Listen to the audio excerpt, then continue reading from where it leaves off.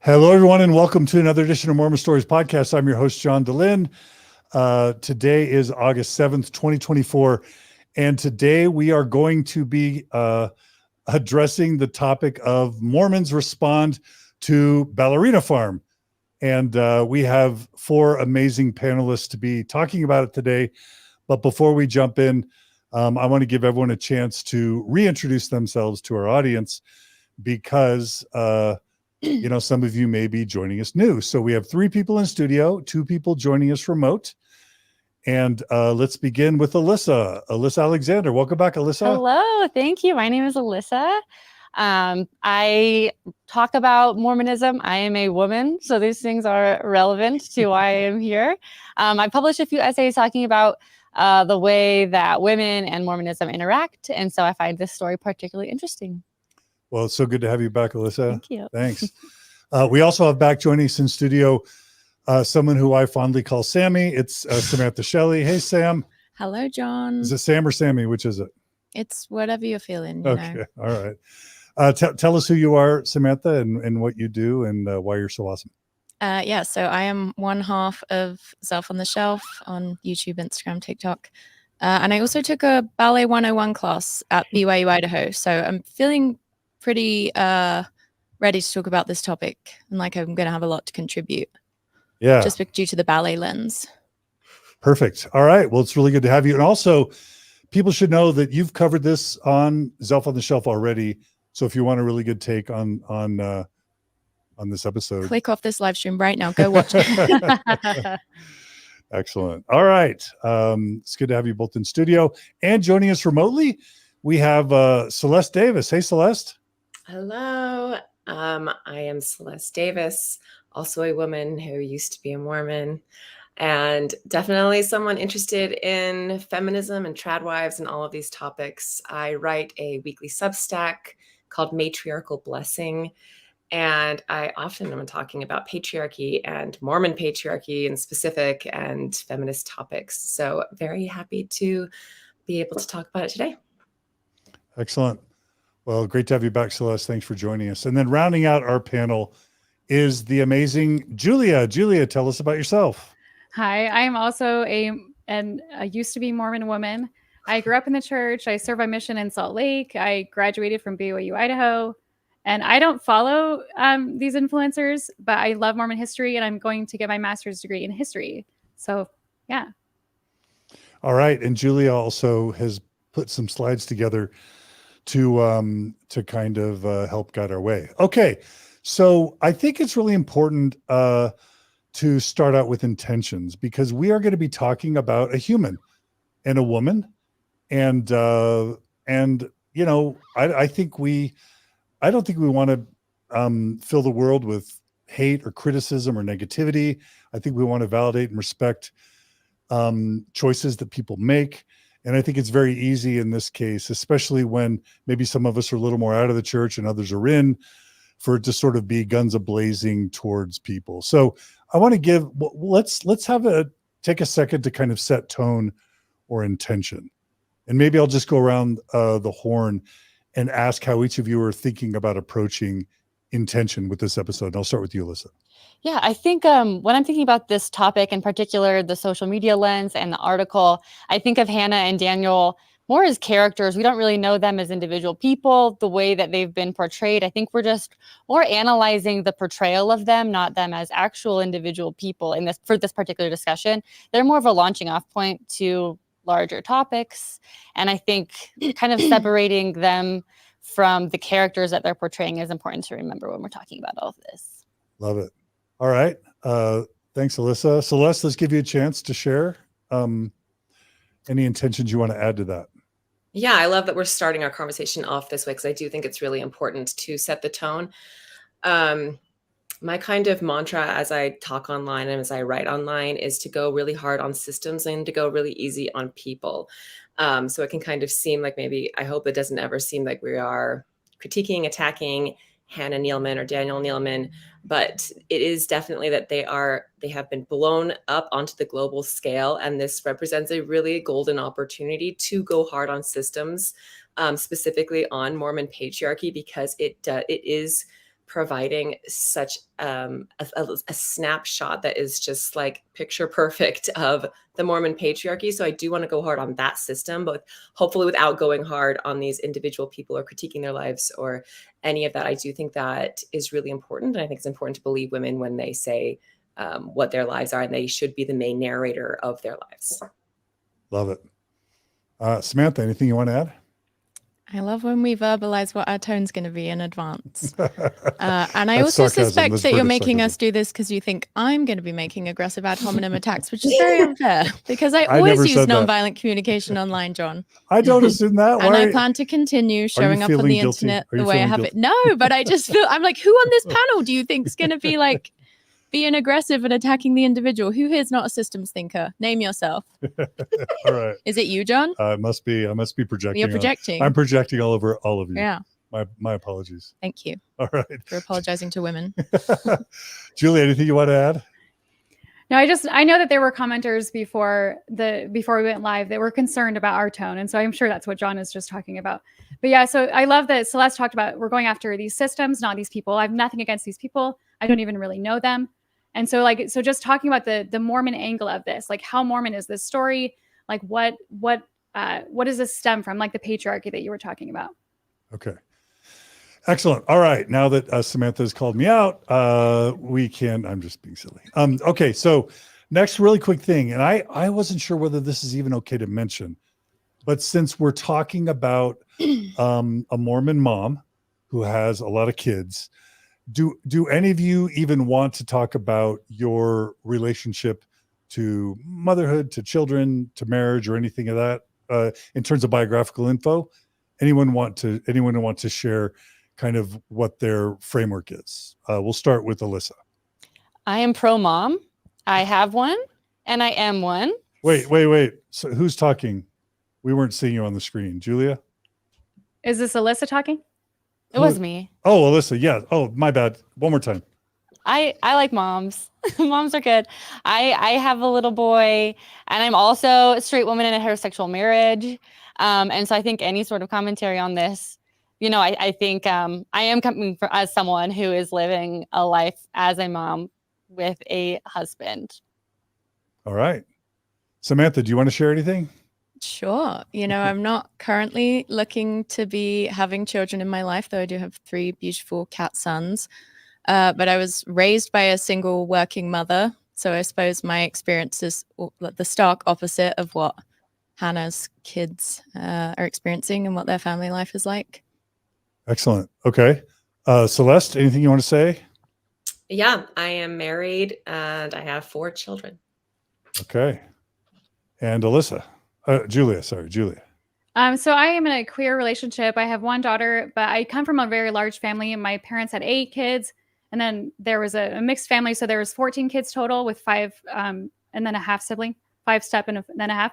And so like all my parents, my grandparents, they had 7 kids and they each had like 7 to 8 kids. So like huge family. So I see this reflected in Hannah's story in this ballerina farm where she has a lot of kids. And so yeah. And I think it's worth mentioning, Julia, that you tried the traditional Mormon route, right? I sure did. Yeah. Yeah. I wanted a lot of kids and it didn't work out because, I found out I was queer or came out as queer. And so I still want kids with my partner. It's just harder to do it that way. It's just more expensive, I should say. But you have 1 child right now. Yes. 1 child. Okay. All right. So now I'm going to guess that most of my audience has no idea what we're about to talk about, that they've never heard of ballerina farms. I polled a few friends and a lot of people just never heard of this story at all. So I think it's important for us to begin by just giving a background for those who have no idea who we're talking about, what we're talking about, or what we're doing. So for that, Julia, you're going to man the slides, but I'm going to invite anyone who wants to kind of help provide background to the story. Who wants to begin to kind of frame and set this up? I can. Okay, Celeste. So Hannah Neeleman, I would guess a lot of Mormon women have been knowing who she is for years now because she has had millions of followers online as an influencer for years and years and years. And so her and her husband, they have 8 kids. They run Ballerina Farm where they sell They have a pig farm. They sell sausages and different pig products, meat products out of their farm. But mostly she is an online influencer, and she shows snippets of her life on the farm. She went to Juilliard as a ballerina, very LDS. They do not hide that at all. And she got put on kind of a global scale this past spring when she competed in the Mrs. World competition. She was Mrs. America, not Miss America, the married version of that, Mrs. America. She's been doing beauty pageants her whole life. Formerly, she was Miss New York City. And so she competed in the Mrs. World competition 12 days postpartum after her 8th baby, which that alone, you can see why that would make big news. That is an interesting story. And so she kind of blew up there. But then, as we're going to talk about, she's blown up way bigger than that in this past 2 weeks. Anything others want to add to the? It's probably I don't want to ever define a woman by her husband, but her husband's bio background is worth mentioning probably. I think we go to that next. But Okay, I think it's worth mentioning that to be pageant ready 12 days after giving birth, she did ice baths during pregnancy, which kind of shows her mental fortitude up front. And what does that say about her mental fortitude? I think she's very disciplined. Okay. Ballet dancer, ice baths during pregnancy. Yeah. Pageant queen 12 days after. It's kind of hardcore. She's hardcore. Okay. Anything else before we jump to the slides? Is that where we're going next? Yes. Julia? Yeah. Okay. So here's the slide. I guess that's a photo of the family. Has that got all 8 kids in it? I guess it does. I think is there 7? And she is pregnant, I think, in this one. This is right before the pageant, I think. Okay. So there's a picture. It's probably worth mentioning they live in Camas, Utah, right? Which is right outside of Park City, kind of east of Salt Lake City, about 45 minutes east, right? Okay. All right. So, Julia, did you want to narrate these slides? Sam did these first slides. Does she? Okay. I feel like she knows more about this topic than I do. I mean, this was just a visual for the intro we've just given to Hannah. Okay. But wow, guys, look at that for those graphic design. design. For those who are listening, what are we seeing? Stunning. Is that Canva? What are we looking at? We're looking at how dare you? But yeah, we're looking at a Canva Pro image featuring lots of different shots of this beautiful blonde lady in her 30s. Quote that I put from her on the screen says, "I was a good ballerina." Okay. And it seems she was. I mean, Juilliard, that's pretty. Yeah, pretty Juilliard. Legit.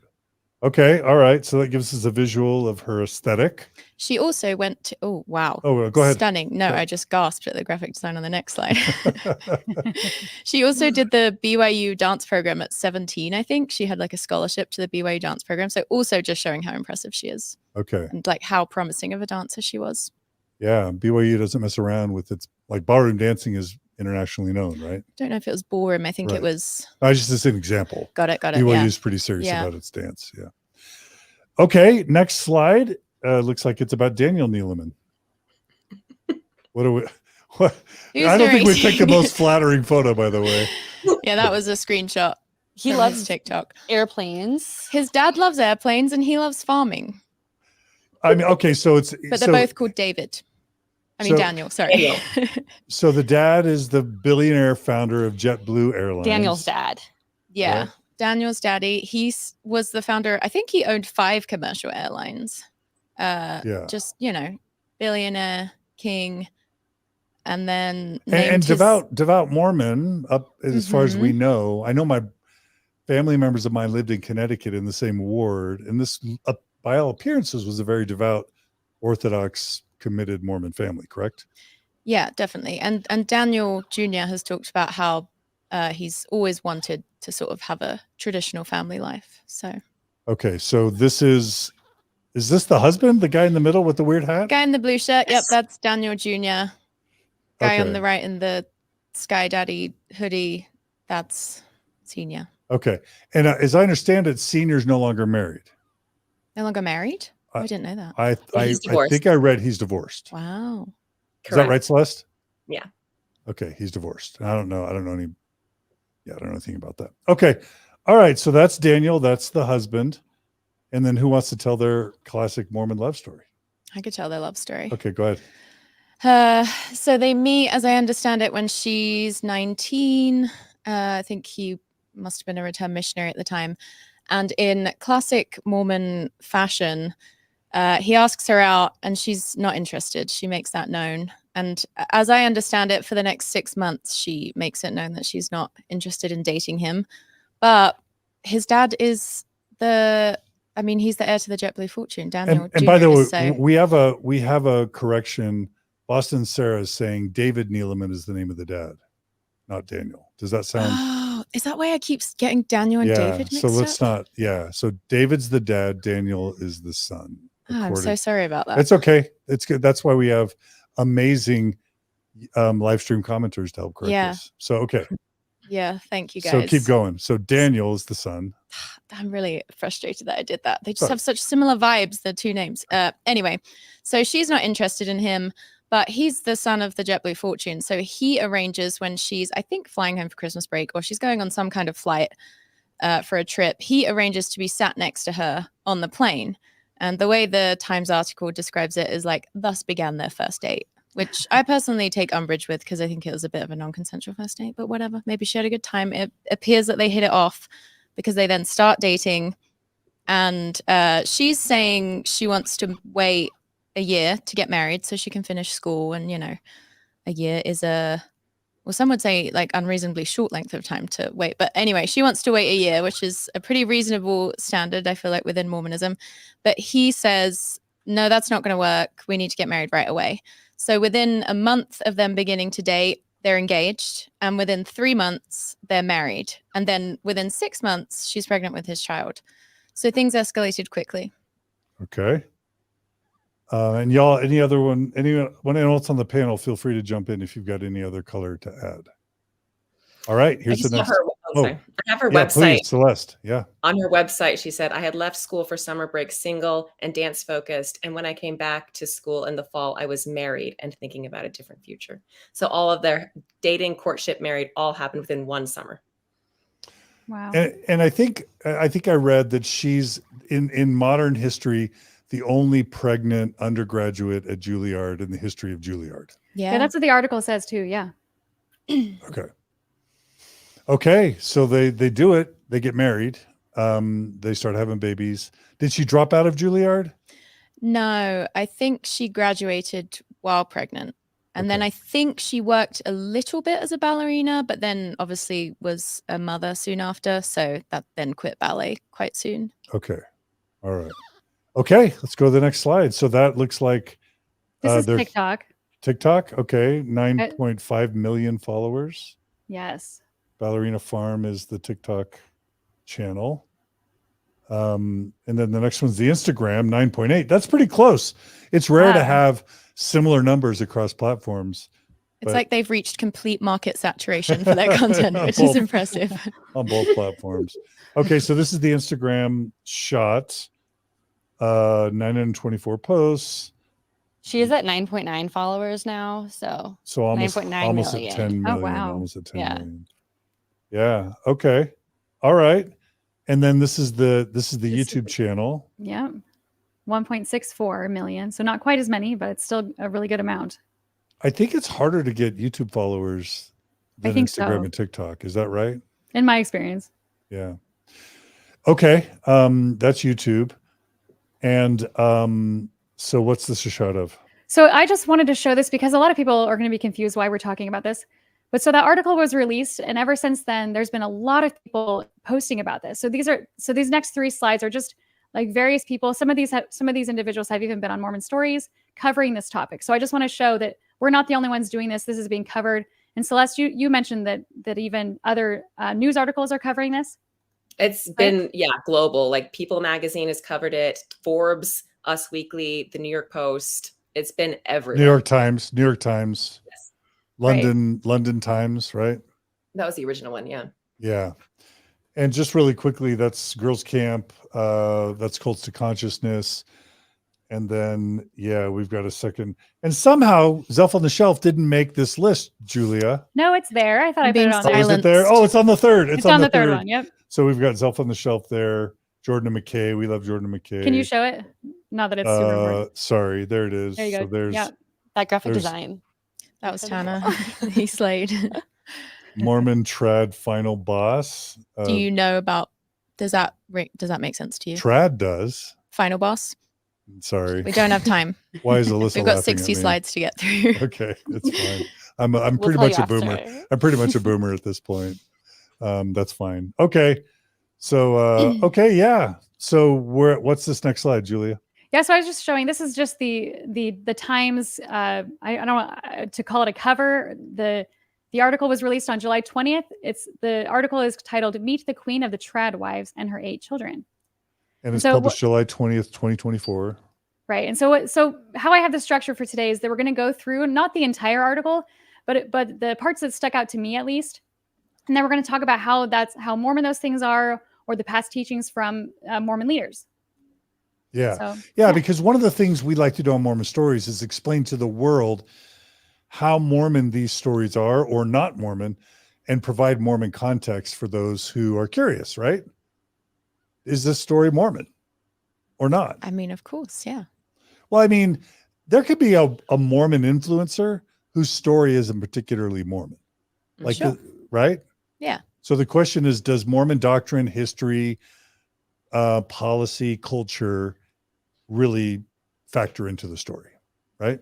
And I think it's Right. interesting because some of the articles that have been from larger magazines that aren't Mormon adjacent are trying to like suss out how Mormon this story is and trying to like understand the Mormon angle of it.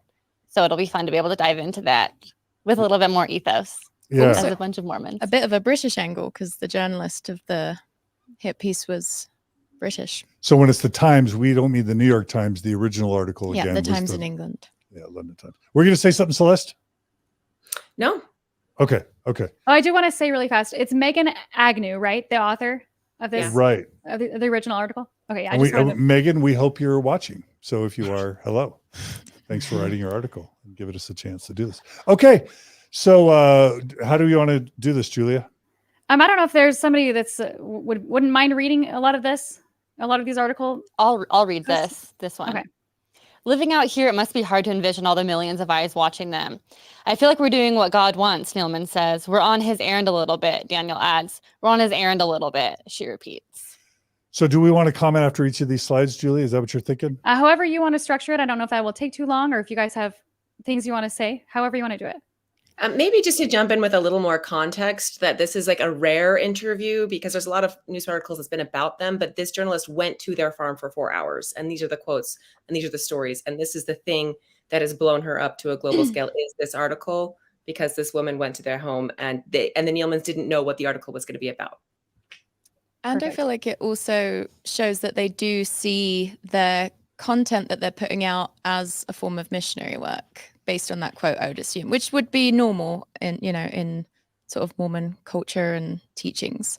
So it shows that they don't see their content as sort of separate from their personal religious life in that sense. They see it as sort of an extension of their like devotion to Mormonism. I mean, they said it. We're on a Yeah. mission from God. I mean, that's basically what they said, right? Yeah. I'm also on a mission from God with my TikToks. So I get it. What the? Which I also feel like a lot of people will be critical that we're even talking about all of this, saying like, just let Hannah live her life. And while I agree that we don't want to, be particularly harsh on individual people, what she's trying to do, she's trying to influence people to follow her lifestyle, to follow her religion in both implicit and explicit ways. And so we're just trying to dissect what she's actually trying to influence. And as she said herself, hoping to be inspirational and aspirational for other people who are watching. Makes sense. Yeah, and I think the idea that a cultural figure with 10 million followers should, be kept out of discourse is a bit absurd. I mean, if you're garnering that many views and followers, then you're obviously going to become a symbol for a lot of things, and you're going to become part of discourse whether you want to or not. I mean, that's the name of the game with content creation. It reminds me of the Charlie Bird conversation, because a lot of people are like, don't talk about Charlie Bird. It's like, wait a minute. He's a gay Mormon saying he attends church, saying he's faithful, but he's married. Lots of gay Mormons are getting excommunicated. How can we not talk about Charlie Bird? And he wants us to because he has a large Instagram presence. It's kind of like that, right? Is that fair? Yeah, and we know that sort of like famous or high up people in high demand religions often kind of get to live by slightly different rules, for example. Privilege. Yeah. So it is important to be sort of looking at the people who rise to the top in terms of influence. Yeah. Can I make some comments too? Yeah, please, Julie. So one thing that I liked about this specific couple of sentences is the repeat, where he says, we're on his errand a little bit. And then she says, we're on his errand a little bit. And then the writer, this journalist points out that she's repeating him. And so I guess to me, in my head, it's just like, she's being a good wife. She's being a good, or what I think of as a Mormon wife, where she's like she's letting the husband take the lead and she's following him. And so that just caught my attention. Mm-hmm. And that theme may come up again and again throughout today, maybe. All right, let's go to the next slide, which is the Proclamation family, the Proclamation to the world. This is a proclamation that the Mormon Church put out. Does anyone want to talk about this proclamation just to get background on it? Or is that me? I can do it. Okay, Julia. So in 1995, the church was trying to put a stop to gay marriage in Hawaii. And so they entered the Bear versus Lewin case, I think is the one, if I'm not mistaken. And they wrote an amicus brief about saying like, hey, we don't want to change our religious perspective on marriage. And so they submitted the family proclamation as part of that, as a friend of the court, and saying that this is our religious standing. We need this to stop. We need you guys to not accept gay marriage.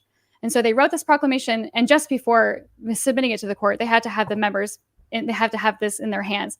And so Gordon B. Hinckley stood up in conference and he said this, and the members like went crazy about it. They put it on their walls, like we grew up with several of them in our house. And so it just shows the traditional roles of males and females, and then like how they have to have children and they need to take care of each other. And it just talks about the roles, but its main focus was to combat gay marriage. But it's, and by the way, pretty much every faithful Mormon home has at least one copy of this framed on the walls. Is it, you're nodding, Alyssa? Oh yeah, it's a huge thing on Etsy. So many people like to make the family proclamation very aesthetic and cute and then blow it up. And it's pretty, and like people will have it in the shape of a temple with all the text. It's just a very, very integrated text for your average Mormon. Do you think the average Mormon would consider this doctrine? Yeah. Yeah, they would. I don't know that it's been formally canonized in like printed out Mormon scripture, but I know it's in the LDS Tools app. I feel like at BYU Idaho, they made us memorize it, and they said it was doctrine because of the fact that it was all signed by the first presidency, which obviously is not going to bode well for them. But didn't Oaks say that specifically? Yeah, Oaks. I think Oaks believes it is, but I think there's other apostles that. Well, Oaks also says he doesn't. There's very little difference. In fact, I think he says there is no difference between doctrine and policy. So I don't. Yeah. Well, okay. So let's go ahead and read from it, because I think aside from the legal same-sex marriage aspects to this proclamation, it's trying to establish the order of a Mormon family and specifically enshrine what the gender roles are, right? Yes. And Julie, who do you want to read this? Oh, Celeste, do you want to read this? Sure. If I must. By divine design, fathers are to preside over their families in love and righteousness and are responsible to provide the necessities of life and protection for their families. Mothers are primarily responsible for the nurture of their children. In these sacred responsibilities, fathers and mothers are obligated to help one another as equal partners. All right. So men preside, provide, and protect. Women do what? They nurture the children. Any quick comments on the proclamation on the family? Anyone? Is that low hanging fruit? Is this like a piñata you guys are about to swat? Yeah, it's lame. Huh? You're not a fan? Not a fan. Don't you nurture your kids? I love nurturing my kids. Your kid. But hopefully your husband also nurtures. Yeah, exactly. He also nurtures. And I'm sure all of you are grateful that your husbands provide for you, correct? Exactly. I'm being sarcastic. To them for sure. Celeste, do you want to add anything? Just that I'm thinking of, there's a quote in, so Megan Agnew did a second article responding to the blow up of her first article, where she provided a few more quotes from Daniel and Hannah. And Daniel has this gosh awful quote in there that says something like, men are here to work and women are here to beautify. And it's so condescending, and it's so like work, like all the world's work. That's such a massive thing that's so important, right? And women just make things pretty is so condescending and awful. And I feel similarly about like men need to provide and protect and be these like mammoth figures, and the women are just in their little corners beautifying and nurturing. Yeah. I remember when the proclamation came out, I was working for Microsoft and I was chorister over primary music. And they came out with they rolled out a song in conjunction with the proclamation. Do you guys remember it? No. A father's role is to preside, protect, provide. I mean, it's like, and they made a song, a primary song out of the proclamation Wow. so that all the kids would sing it and learn it and memorize their respective gender roles. So it's pretty intense. And I'm just saying in 2024, I'm just blown away that in the Mormon marriage, it's codified that the husband presides over the wife and the kids. I can't believe it. Honestly. I think it really still is. What? Still codified. Like, I think that I'm just thinking of people's reactions to you saying that. And they're like, what? No, that's crazy. But it's right there in the text. It is, and it's still part of it. And I think like the temple talks about, even though it took out some of the hearkening language, like head of the household is still so much a factor. Like it is just baked into the doctrine and is still, held up. And like that quote that Celeste mentioned a little bit ago about women beautifying and men making stuff work, that's just a more modern, language for what the proclamation is saying. So I don't even think, he probably didn't even think that the interview was going poorly because it's just common. They were so shocked that the review was bad, but that's just, they're like, what? This is just how we talk. This is so normal. This is a normal thing to say to a European woman. She's not going to think anything of it. Yeah. So if Daniel's kind of leading those conversations, he's literally doing what his church has taught him doctrinally. Is that fair? Yeah, he's a good boy. Yeah. And that's why I think I'm actually really thankful for this article, because as someone who's constantly trying to point out the Mormon patriarchy to people who just plainly don't see it, kind of especially in marriages, it can be very hard to see if that's just the air you've always breathed.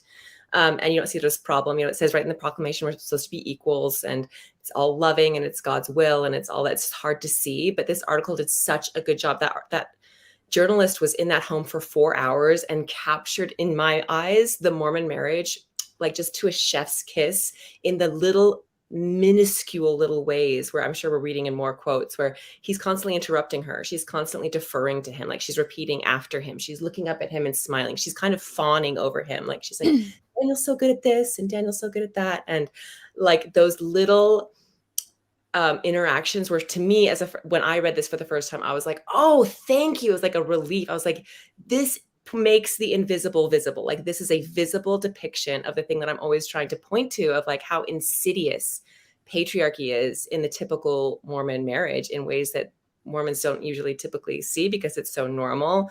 But the deferring, the interrupting, all of that is just so, it is to me like the natural consequence of these doctrines. Like this is how it rolls out. This is how it happens. The deferring and the fawning and all of that.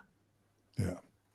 It's very 1950s, Beaver, Ward, June Cleaver kind of Leave It to Beaver stuff. Again, I'm showing my age. Okay. Julia, you've got what I asked you to do, maybe, in what you were gracious to do, is to put together some quotes from Mormon general authorities just to kind of give a sense for the history of how gender roles and family structures have been taught within Mormonism, aside from the proclamation. Yeah. So this one is from Thomas S. Monson. So in the very first issue of the Ensign magazine, published in January of 1971, and this replaced the Relief Society magazine, which essentially silenced the publication of women's voices, which I'm really passionate about, having that happen, how that happened. So President Thomas S. Monson released an article titled "The Women's Movement, Liberation or Deception?" And he's talking about the ERA specifically. Monson emphasized that every woman has been endowed by God with distinctive characteristics, gifts, and talents in order that she may fulfill a specific mission in the eternal plan. He went on to say that what the modernists, even the liberationists, fail to remember is that women, in addition to being persons, also belong to a sex, and that with the differences in sex are associated important differences in function and behavior. He ended by challenging the women to sustain their husbands, strengthen their homes, and serve their God, reminding women that their husband is the head and they were the helpmeets. Any reactions? What the modernists fail to remember is that women are not just people. They're also their gender. Any other comments? I mean, it's worth saying that Thomas S. Monson was prophet president of the Mormon Church just as recently as what, 6, 7, 8 years ago? 2018, 2019-ish. Yeah. So, I mean, he was the prophet previous to this one. And these are quotes from him, right? Well, and then this word helpmeet is also reflected in the Mormon temple. Has that one been taken out? Do we know if that word has been taken out? Help meet. Has that been taken out of the temple? I'm not sure. Celeste, do you know? I don't know. It was in it as recently as 2019. Okay, so so maybe whether if it's there now or not, Okay. it's still current. Right. Maybe So I just some of wanted to our say- viewers can let us know. Right. So like when God creates Adam and then he creates Eve, and then he says she was created to be his helpmeet. That is her whole purpose, is to be Adam's helpmeet. And so that language is just reflected in this quote from Monson. And I'm dying to know if they spell meat, M-E-A-T or M-E-E-T. They're like, it's interchangeable. You're both. You're meat and meat. Dual purpose.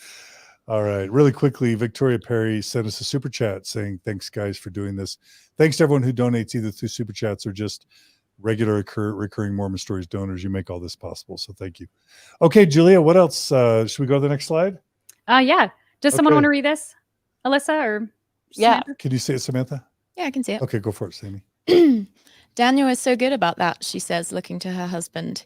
He says you can't lean into what people are saying or the titles people are putting on you. You just have to live your life and shut that out, because if not, it will overtake you. It doesn't have an impact on her at all. I mean, it does. I'll hear things. It's no fun. Like, she pauses, looking up at Daniel, who is now standing behind her. What do you think upsets us the most? She asks him. For whatever reason, I'm kind of numb to it, he says. Reactions? This is the paragraph that when I read it for the first time, I had to like put my phone down and take some deep breaths. Why? Spell it out for us, Celeste. Oh gosh, like the fawning. Oh, well, and the paragraph right above that, right before she says Daniel's so good about that, it talks about how Daniel's got all this criticism for like kicking one of their animals. And then the journalist like asks her specifically, how do you deal with pushback? And her response is like, oh, Daniel's so good about dealing with pushback. Just like the Mormon need to just constantly fawn over your husband, like obsessively, was so triggering and just annoying to read out loud, because that's exactly how it would go. I don't know. And just that she's not answering her own questions for herself. She's like looking up at him like, what do you think? What's your opinion? I don't know. Just that one got me. That's familiar to you in your lived Mormon experience, Celeste, at least? Yes. Okay. Yes, I will say, and especially the need to constantly compliment your husband, like kind of be the booster of his ego consistently, I think is a very common Mormon thing for Mormon wives. I also feel like it's one of those things. There's things throughout this article where if they were just isolated incidents, sometimes in a couple, you do like look to your partner and you're like, what is it that like you think, they're all things that could be explained away in isolation, but the picture that's built with all of it together is obviously telling a different story. Yeah. Keep going. Now I'm done. Yeah, I think that what feels so familiar about this for so many Mormon relationship dynamics is first, her continually talking in we, us terms, which I think, is quick, it's natural. But even when she's being asked direct questions, she's just, assuming they're together. She says later in her rebuttal to this article, like, Daniel and I are one, which I think is it's just this inability to separate herself a little bit that I think feels really familiar for a lot of Mormon couples. And also I find it interesting that like this moment that she pauses and is looking for a little bit of validation is when she's asked to be slightly negative, because Mormon women are also taught to be extremely positive and grateful and gracious. And when she's asked directly something that she struggles with, that's when she pauses and turns to him. And again, like Sam was saying, this is a small moment. We're not trying to, or I'm not in this exact second trying to extrapolate everything about their relationship, but it does just show a pattern that is very familiar to dynamics that I've seen growing up LDS. Excellent. Thank you. All right. So, Julie, you've got a Heber C. Kimball quote next. Yeah. So in 1856, Apostle Heber C. Kimball stated, I want to know what good a wife is to me, unless she will let me lead and guide, and let me govern her by the word of God. When a wife is obedient to her husband, there is union, there is heaven. He would have loved Ballerina Farm because of the whole, I think no more of taking a wife than I do buying a cow. And Julia, I think it's important for our Never Mormons to understand what it means to be a Mormon apostle. Yeah. Do you want to explain why that's so significant and whether the wisdom offered from an apostle ever times out from a Mormon perspective? So we'll see some of this later, but yeah, so I'm pretty sure that there's the one prophet, there's the 2 counselors, and then there's the 12 apostles. And I'm pretty sure all of them are prophets, seers, and revelators. Is that correct? Is that the same they're wording? all sustained by the membership as prophets, seers, revelators, and special witnesses of Christ. Right. So these dudes talk to Jesus according to Mormon Exactly. belief. And so there's never a point where, even though this Heber C. Kimball quote comes from 1856, an Orthodox Mormon reads something from 1856, and if he sees apostle, he says, somehow that's true. Somehow I got to believe that and incorporate it. Am I wrong? Unless it was bad. And then he was just vibing out that day and it wasn't from God, and we don't really need to worry They about won't it. say explicitly what it was that was said. Just don't think about it too much if there's Yeah. something bad that was said. No, but a Mormon could never stand up and say, I disagree with Apostle Heber C. Kimball and what he said in church. What would happen if he did? They take you out the back. Well, it depends what they were bringing up. Yeah. All right. Julia, back to you. Yeah, so this next one, if you want to go for it, yeah. So this one's Brigham Young. So this is in this same year, 1856. The prophet Brigham Young explained that there is a curse upon the woman that is not upon the man, namely that her whole affections shall be towards her husband. And what is the next? He shall rule over you. But how is it now? Your desires to your husband, but you strive to rule over him, whereas the man should rule over you. Okay. Yeah, just this idea of a curse. Like, I guess, we've talked a little bit about the curses in Mormonism and how there's the curse of skin in some cases. And then here he just puts it kind of differently. There's a curse upon the woman that the man should rule over her and that her affections should be towards her husband. Like, I don't know. What are your guys' thoughts? I think he's saying, like women that aren't all about their husbands, are cursed, right? Isn't that what the quote's saying? Like, That if her you're whole not affections be- obsessed with your husband as he pursues, dozens of other women. Yeah, her whole affections Yeah. shall be toward her husband. And this is coming from a man who has 50 plus wives. Yeah. It's a bold That's a big- vision that he's presenting there. And you can't really say Brigham Young isn't relevant because the 3 largest universities within Mormonism are all named after him, right? Yeah. And I mean, the LDS Church is the Brighamite branch, isn't it? I mean, Yeah. everyone didn't go to Brigham Young as the next prophet after the leadership vacuum after Joseph died. Yeah, This church came out of Brigham Young. Yeah, that's right. I think that polygamy is really what makes these quotes so sinister, because it's like, get in line. And especially just like what Julie said, there's 52 women he's married to. Some of them were teenagers when he married them. And he's basically like, your job's to obey me. Like, it's very creepy. Kind of reminds me of the show Under the Banner of Heaven, when the scene where Joseph Smith is dictating scripture to Emma. And my whole life, I've just heard it as like this normal, like, Emma, you need to watch yourself. You need to obey your husband. But then with like creepy music behind it, it just gave me the chills, because it was like, Emma, you must obey me. And that's all I can hear now when I hear these quotes, is like, this is our real heritage, is men being so creepy and abusive and controlling to women and just wanting to control them. Right. Yeah, it's a dark part of our past and present, honestly. Yeah. All right. If that weren't enough, you've got Orson Hyde here, Julia. Yeah. So in the next year, in 1857, Apostle Orson Hyde of the First Presidency, so he's of the top 3, he described the order of heaven as placing man in the front rank. Hence, he is the first to be addressed. Women follows under the protection of his counsels. He says woman. Isn't that crazy? Woman. And the superior strength of his arm. Her desires should be unto her husband, and he should rule over her. No man can be exalted to a celestial glory in the kingdom of God, whose wife rules over him. The woman who rules over her husband thereby deprives herself of a celestial glory. I mean, that's I mean, pretty what clear. woman was successfully doing that back then? I feel like all of these men, like a woman even just suggests like, you know, the lowest bar possible that they maybe have to meet. And they're like, stop trying to control me. Because I'm like, what woman was controlling Orson or Brigham or Women Brigham didn't was even, like, don't even complain or we'll kick you out of the territory and you'll be left to fend for Right. yourselves. And they have barely had rights. They got voting rights later and then they were taken away. Like, well, I don't know what he's referring to. That's a great question. I also think it's worth noting that even though, you know, we can think, oh, one of the most popular, I think, trying to distance ourselves from this quote is, oh, it was a different time. Things were separate then.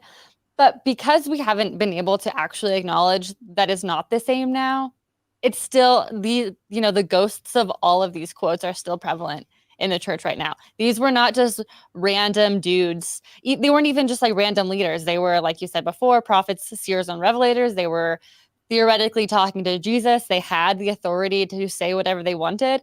And now, no matter how many times they say, you know, with flowery language, like, don't worry, women, everything's going to be okay. If we can't actually make changes or even directly say Brigham was wrong, Orson was wrong, these things are not true, they're generationally still such a large cultural part of Mormonism. Yeah. Perfect. That was great. I love how you worded that.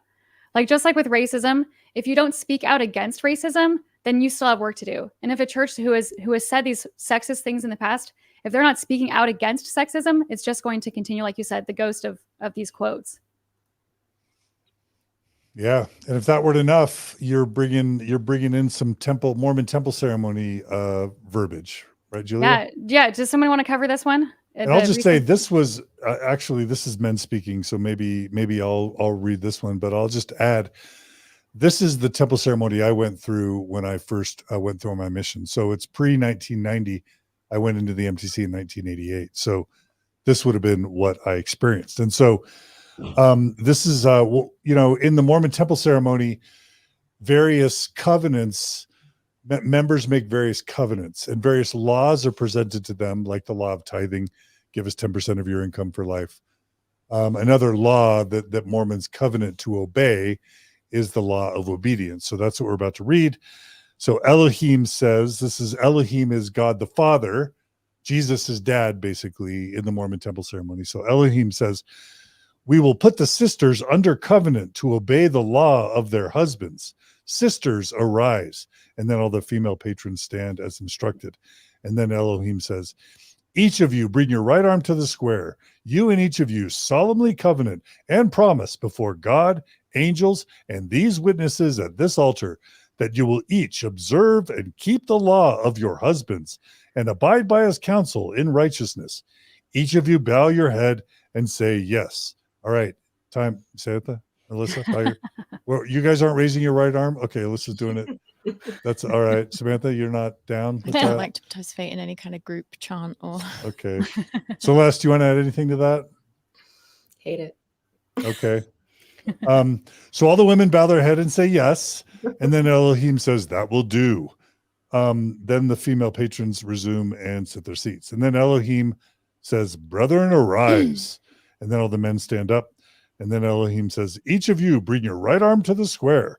You and each of you solemnly covenant and promise before God, angels, and these witnesses at this altar that you will obey the law of God and keep his commandments.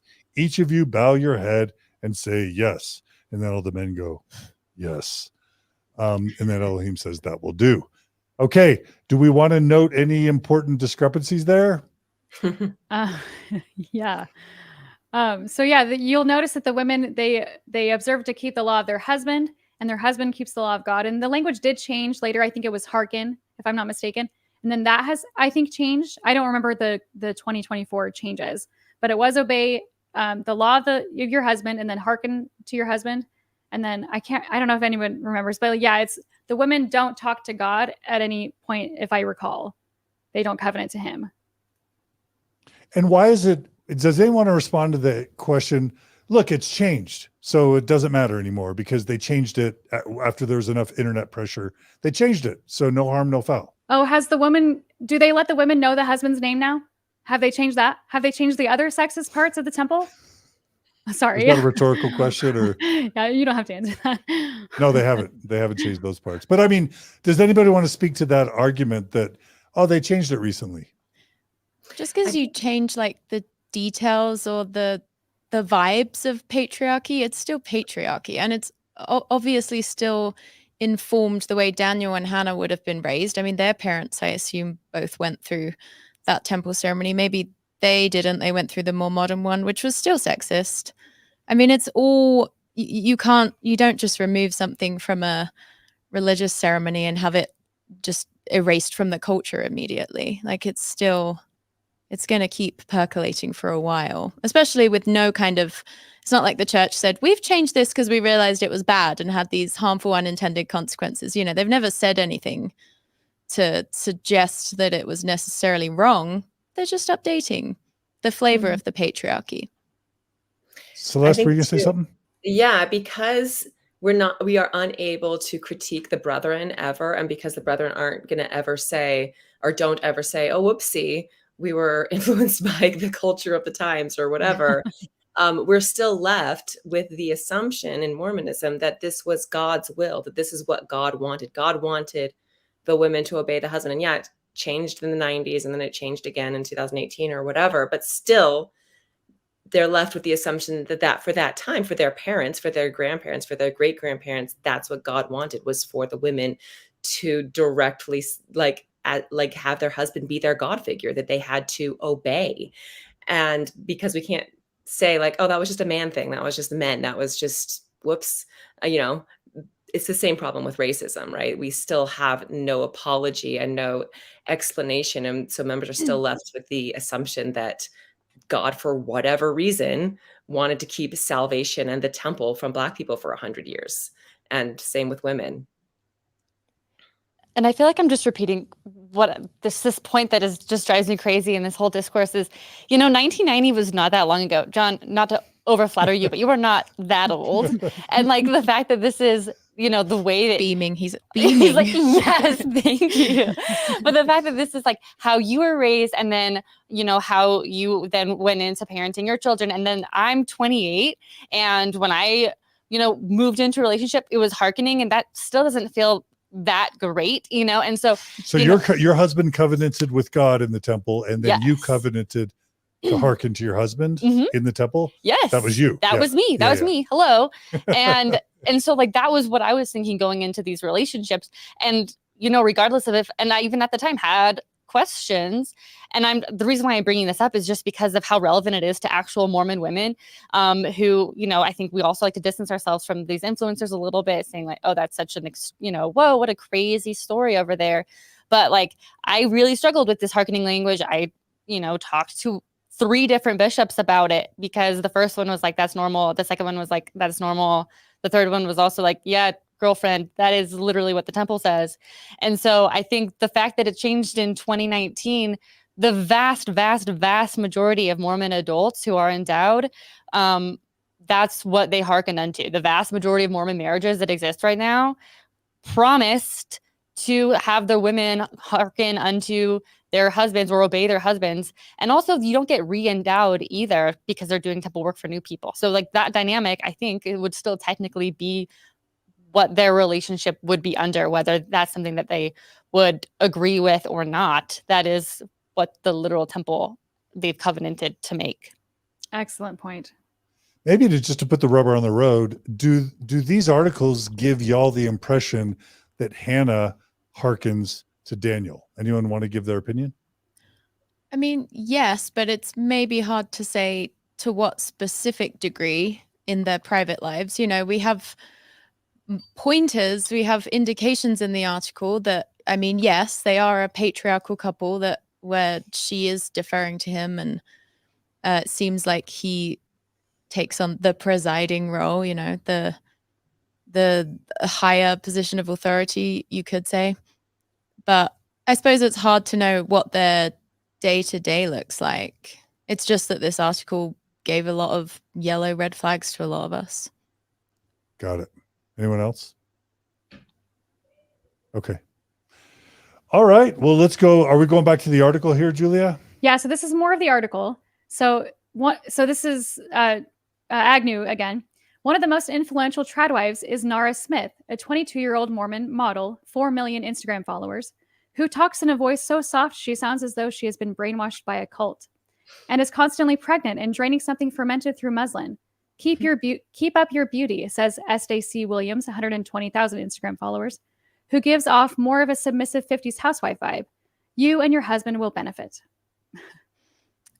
I will say about Nara Smith, I don't see her as much of a tradwife as I think this author interpreted, because even though Nara is Mormon, she said herself that she doesn't consider herself super Mormon. Like, I don't think she's especially orthodox. And I think the soft voice she puts on is because she understands content creation, and I've seen her talk in other videos where she has just more of a normal voice.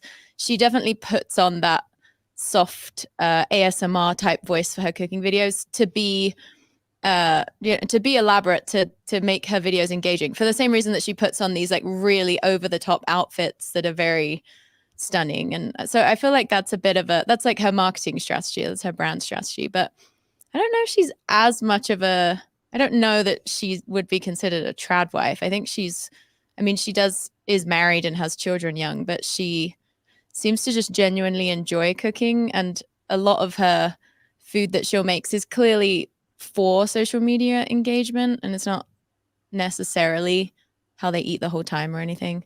I don't know. I just question whether she's really a tradwife. Yeah, should we define the difference between tradwife Let's do it. versus stay-at-home mom versus domestic? Go for it. Oh, I don't necessarily have a perfect answer, but like somebody answer. And it's also worth saying, even Hannah herself in the article said she knows she's not really a tradwife, because I mean, she's not. Like, they have social media followers and obviously lots of inherited wealth. And well, let's define the terms. I think a real tradwife is a person who is living traditional values, and I think traditional being defined in this particular realm of the internet as like that 1950s American ideal. All of these quotes that the Mormon leaders have been saying: men the head of the household, women submitting to them, women as stay-at-home moms. I really think that a really important distinction is how charged domesticity is in a lot of these areas. It's not just people like Nara who cooks for the sake of being elaborate, or who enjoys cooking, but does that because that is what it means to be a woman. That is what it means to be providing value as a human being. Was it Sherry Dew, I think, that said something like being a woman and being a mother is the same thing? Like, I think when I think of trad, I think myself of, that hypercharged roles element, as opposed to like the actual acts themselves. Any others? Celeste, anything you want to add about what it means to be a tradwife? I think it's interesting that none of these women want that label on them, like not even Hannah. I don't know if I have the commentary on that. I just think that it is very interesting. Maybe they just know that label comes with a lot of feelings for a lot of women that we have felt put in that box, and we don't appreciate other women, gaining a lot of, or trying to put us in that box as well. So yeah, I mean, it's funny to me. I thought that part of the article was funny, where she said, I don't really identify as a tradwife because I'm struggling to think of anybody else online who does inhibit that kind of stereotype better. I don't know. I would be curious to ask, sorry, I'm jumping in too much, but I would be curious to ask actual tradwives who are living in rural areas, who have more stakes in the actual game, like who are milking cows because that is how they get food, who aren't just doing it because they enjoy it, but because that's, what access they have. They don't have the same amount of resources. So I do think there's a very, very big distinction between an internet tradwife and being someone who is living in a really rural area with much less resources and access, and does it less out of joy and beauty and more out of necessity. Yeah, and I feel like there's not really a lot of farming families that are earning a living doing meat and dairy these days, because the meat and dairy industry has such a monopoly. I also feel like there's always an element of LARPing involved in tradwifery, and they almost all sense that. And also I feel like religious groups or ideological groups generally don't like it when outsiders assign labels to them. So I feel like Tradwife is sort of a label that outsiders have possibly come up with, and that's maybe why a lot of them don't identify with it. Or maybe the true Tradwives, they're just not online, and they shouldn't be. Yeah. Yeah. Some of the other things I think of is, Hannah seems to say it's really important for her to never start a meal from like packaged ingredients. Oh yeah, they don't do ready meals. Everything's from scratch. Yeah, it's not, we try to avoid, processed food. It's, we don't do that. Yeah. And then a lot of them seem to homeschool. And then a lot of them seem to eschew an anesthesia in childbirth, natural childbirth. Is it, preferably at home. Am I right? Are these kind of other behaviors associated with again, Tradwife? it's all just kind of this there's not like play that they're performing in, where they're like to live as is, even though like nothing about the way they're living is traditional, and like the American 1950s patriarchal ideal is not like, that's not what our species has done for the majority of its history. For the majority of our species history, men and women have like shared child rearing and resource collection, and it's really not what I feel like maybe a lot of Tradwives are under the illusion that this is sort of, that it is traditional, and that for the bulk of human history this is how it's been done, so we don't get epidurals and we don't do we're back to the earth. But it's really just not, it's not real. It's just like a fantasy that they've bought into. Not saying Hannah has, but I mean, I guess Hannah might eschew the term Tradwife because she's earning a crap ton of money for her family, right? And she's a breadwinner. She knows she has an unconventional life because of what she does.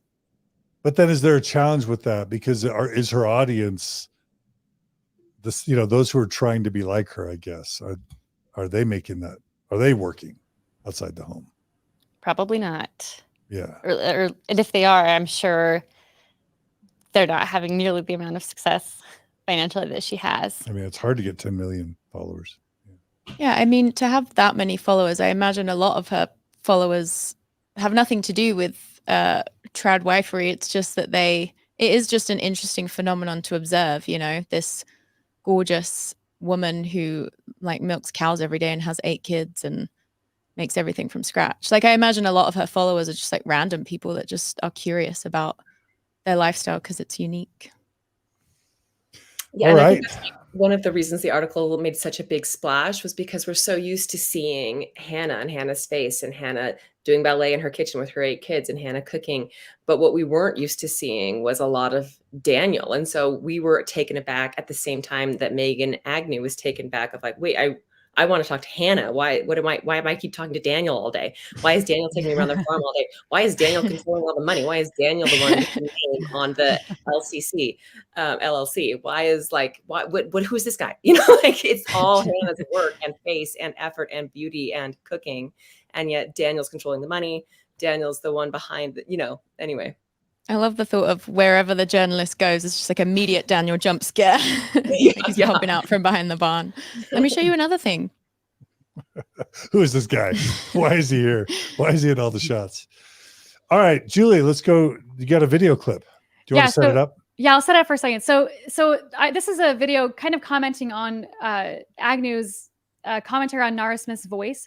So a lot of people have commented that the women in the Mormon church, especially in General Conference, they have this like soft, like slow tone. And this is just one of the leaders. Do we call it Relief Society voice? Is that what we call it in Mormonism? Yes, that's how I've heard Society it. Voice. Okay. Yeah. Okay. So this is a 2019 BYU Women's Conference. And this is where that clip comes in. It's an example of Relief Society voice? She talks about the voice, but she does have a Relief Society voice. Yeah. Okay. All right, here we go.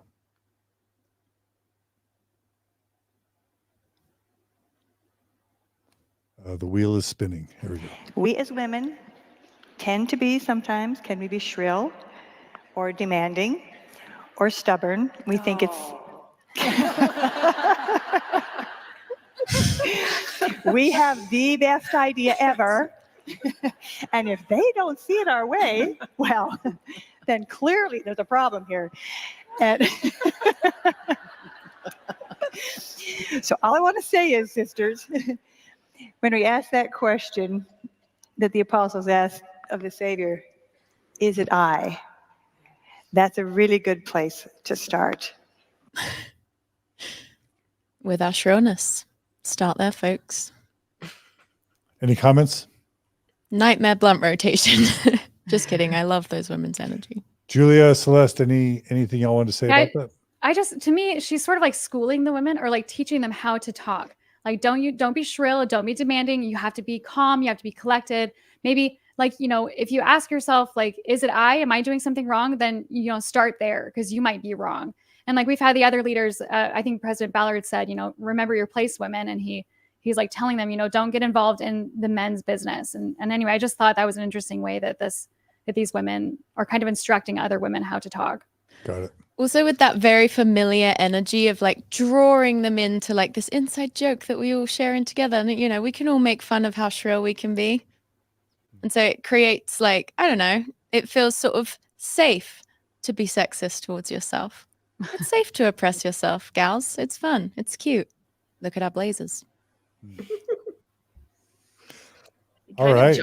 To see the women leaders just promoting this kind of like, just gaslight yourself a little into always thinking everything is your fault.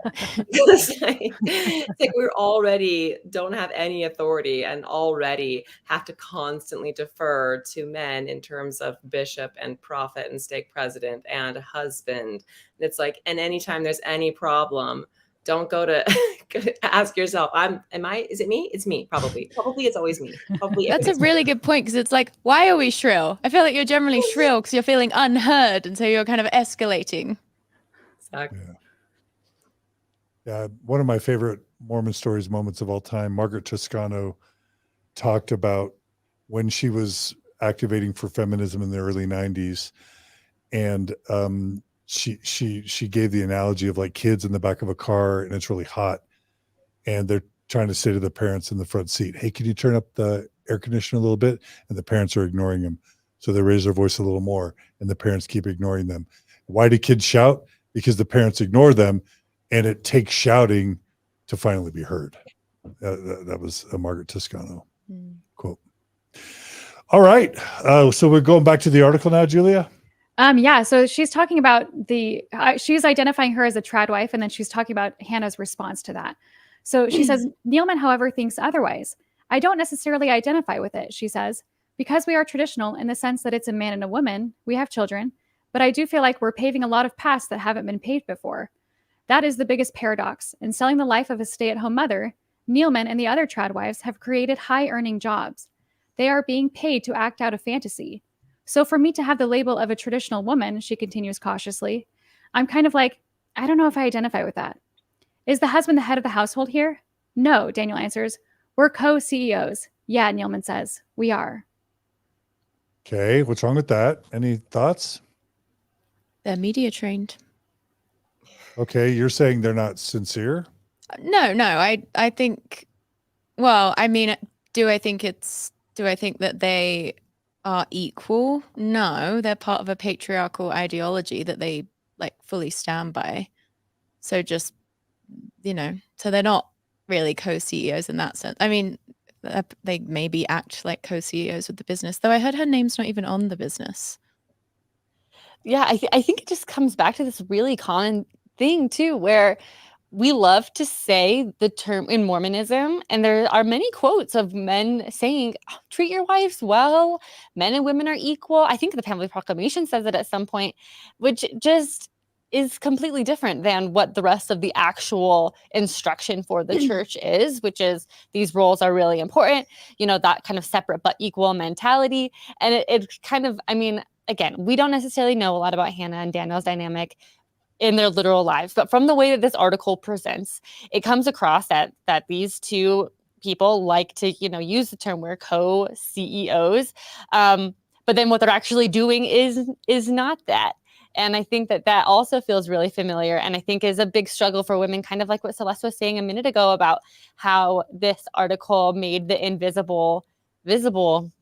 I think a lot of women struggle with saying, hey, I feel like something's not quite right. I feel like there's some inequality here. And then they go, what?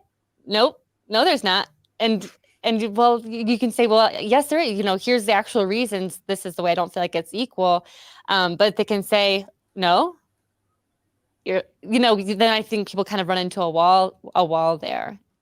It's also highly possible or even likely that like they're both happy with the division of labor that they have in their relationship, whether or not it's been like consciously or subconsciously prescribed to them. Like they can be perfectly satisfied with the division of labor they have in their partnership, and it can still be worth us talking about in terms of like the wider implications of boys and girls from when they're children in the Mormon church being taught those your specific roles. Because for every woman who's happy with that division of labor, there are women who aren't. And maybe Daniel doesn't take on a particularly authoritative role, although it does seem like he does based on other stuff in the article. But like there are plenty of other couples where that is happening and where there's more of an abuse of that power that Mormonism does grant him should he want to have it, Celeste? Yeah, I think it kind of goes back to Mormon women, it's very, very difficult to speak out against or critique in the Mormon order someone who is above you patriarchally. Like there's an actual covenant in the temple not to speak ill of the Lord's anointed. Well, the Lord's anointed are all men, right? So like baked into this. That's a good point. Yeah. Baked into this system is like, don't speak ill against men. And it goes so like deep, and it's really hard to see. Like it is kind of invisible when that's the air you've always breathed. But to me, I saw it so often as a woman who would have, 10 years ago been exactly like Hannah and been like, no, total equality everywhere. Love the Mormonism. There's no inequality here, that I'm not a victim. I'm not oppressed. I wanted all these kids for sure. This is how I choose. I love to stay home. I would have said all of that. And now I see things so differently. But even at the time when I was very, very active, and I would have Mormon women in my house, we had like a little sewing group in my basement. 11 o'clock at night rolls around and things start to come out of these very like outwardly holding up the patriarchy, holding up Tradwife life, love it, love it, love it. And then things come out, oh, this isn't fair. Like I don't have support. I don't have help. My husband is working all day long and I am exhausted and I am lonely and I am cooking and cleaning and doing everything all alone. Those things would start to come out, but they would never say them in public or at church, or especially not to a journalist, So there's this kind of like undercurrent that I noticed even as a very active member across generations of women. I have to say, I have definitely heard it from the mouths of women who are older and grandmas and anyway, but they don't say it publicly because we're kind of not allowed to. We're not allowed to speak ill of the God's anointed. And it's this kind of secret, like invisible thing that's very, very frustrating. Again, when you try to point it out to people who can't see it. So this article is just, it points it out. This is what it looks like. This is what's happening. Yeah. If I could just add really quickly, like Mormons, I've noticed are really good at code switching. So I'll give you an example. Like with the teaching of ordinances and priesthood authority, it's absolutely Mormon doctrine that no baptism outside of Mormonism counts. Otherwise, we wouldn't do baptisms for the dead. But if you were to ask a Mormon talking to the world, is it true that you guys think that everyone else's baptisms are worthless? No Mormon alive is going to go, yep, all other non-Mormon baptisms are worthless. They're going to go, oh, no, we respect all paths. Like baptism is beautiful. Like they're not going to tell the world what they really believe. Am I wrong? Yeah, that's what I meant when I said that they were media trained in that. Totally. Quote is like, yeah, Mormons are constantly having to like do that code switching because even they know that certain things are just going to seem crazy to the outside world. Yeah. Yeah. And so I was actually almost thinking you were vindicated, Samantha, because if you think about the Proclamation on the Family, are Daniel and Hannah Orthodox believing Mormons? I mean, they certainly present that way. Yes. We just read to the audience the Proclamation of the Family. That means they believe in the Proclamation of the Family. What did we just show the world the Proclamation of the Family says about the husband's role? He presides, right? And then if you look at this quote, it's not asking in terms of the LLC that you've organized. The quote is the husband the head of the what? The household. And so immediately Daniel says no. So the actual head of the household when he's talking public facing, he's going to decline that he's the head of the household, even though that proclamation on the family that's almost guaranteed to be hanging on their wall says that he's the head, that he presides. Am I wrong? Mhm. I also think in his own mind, it's very, very likely that he really does believe he's not. Like, I really think he probably does believe that it's completely equal, because that's the example, that's the fish, the water he's swimming in. This is his parents, his brothers, his grandparents, everyone has that kind of marriage. And so it's hard to see if you're not used to having that kind of language attached to it. Yeah. Which is partially why having a journalist who's an outsider, who's from Britain, England, wherever, comes in and is able to observe this dynamic for a few hours and just kind of set the scene, which is a lot of what she was doing, and how they left the interview saying that felt great. That felt very normal. We didn't have any major confrontations. She didn't, call us out on everything, but she's able to just pick up on some of their dialogue, some of their body language. And then it says a picture that I think, again, seems so familiar for people within the church, that until it's actually printed like that, we don't notice, or it's harder to articulate. Yeah.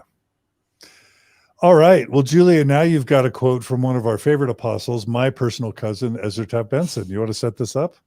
Yeah, so this is just in 1981, and he's kind of talking about the stereotype of the Mormon woman. And I want to read this, and then because I think it can give a jumping off point for discussing this whole thing. But so Apostle Ezra Taft Benson warned that beguiling voices in the world cry out for alternative lifestyles for women. They maintain that some women are better suited for careers than for marriage and motherhood. These individuals spread their discontent by the propaganda that there are more exciting and self-fulfilling roles for women than homemaking. Some have even been bold to suggest that the church move away from the Mormon woman stereotype of homemaking and rearing children. They also say it is wise to limit your family so you can have more time for personal goals and self-fulfillment, because that's bad. That's me, sorry. It is a misguided idea that a woman should leave the home where there is a husband and children to prepare educationally and financially for an unforeseen eventuality. Too often, I fear, even women in the church use the world as their standard for success and basis for self-worth. So to me, so he's saying that the church is going for the stereotype of the Mormon woman, and that it's misguided to move away from that. And so one thing that I'm seeing with Hannah is that she is doing this traditional, she's doing what he says, she's taking care of her kids, she's taking care of her home, but this is a career for her. This is, it's Ballerina farm. And I do think it's interesting that he says CEOs, and they're co-CEOs, but her name isn't anywhere on the paperwork to my knowledge. But anyway, yeah, so she seems to have found a loophole to make this is her career. But even though this is the only acceptable career as far as Mormon doctrine or Mormon teachings. And so what about the women that want other careers? They can't, or they're not as supported because it's not this specific thing. I don't know if you guys have other comments on that. Yeah, it's worth noting that she has a lot of status within the patriarchal Mormon system because she has 10 million followers. And so she probably, I imagine from her content creation, is getting a sense of creative fulfillment. She's getting social approval and status points in and outside of her in-group. So she kind of is a success story of that system. But again, it's the backbone of all of it is such that for every Hannah, there's going to be, 100 women who don't get to do that. And that's why we see so many Mormon women, I feel fall into MLMs and affinity fraud stuff, because they have this creative energy, or they have there's more in them.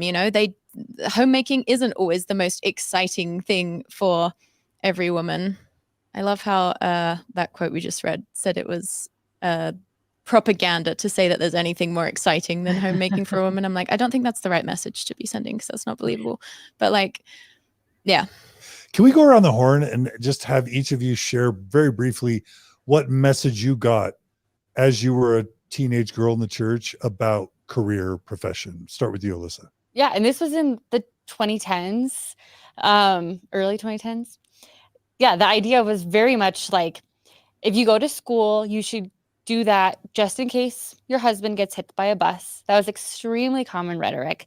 I always was taught again, both explicitly and implicitly through the church, that if I were to have a career, I would need to find possibly a part-time job that I could do with children, go to school for something that would be a flexible job for children. And again, this is something that does make a lot of people happy, but when you're only funneled into one choice, so many people aren't fulfilled by that. I think it's just a lack of variety of options that is what puts women in such a difficult position. And yeah, I mean, the classic example of women being taught how to like iron men's dress shirts at young women's activities. I think like that really was just such a common thing. And also, kind of like on that same note, I was taught all of these things not as you can learn how to iron a man's dress shirt and be babysitting the children in the ward gym for free just because these are good like life skills to learn. Everybody is going to have to learn how to make dinner for themselves at some point to be a full-grown, competent adult.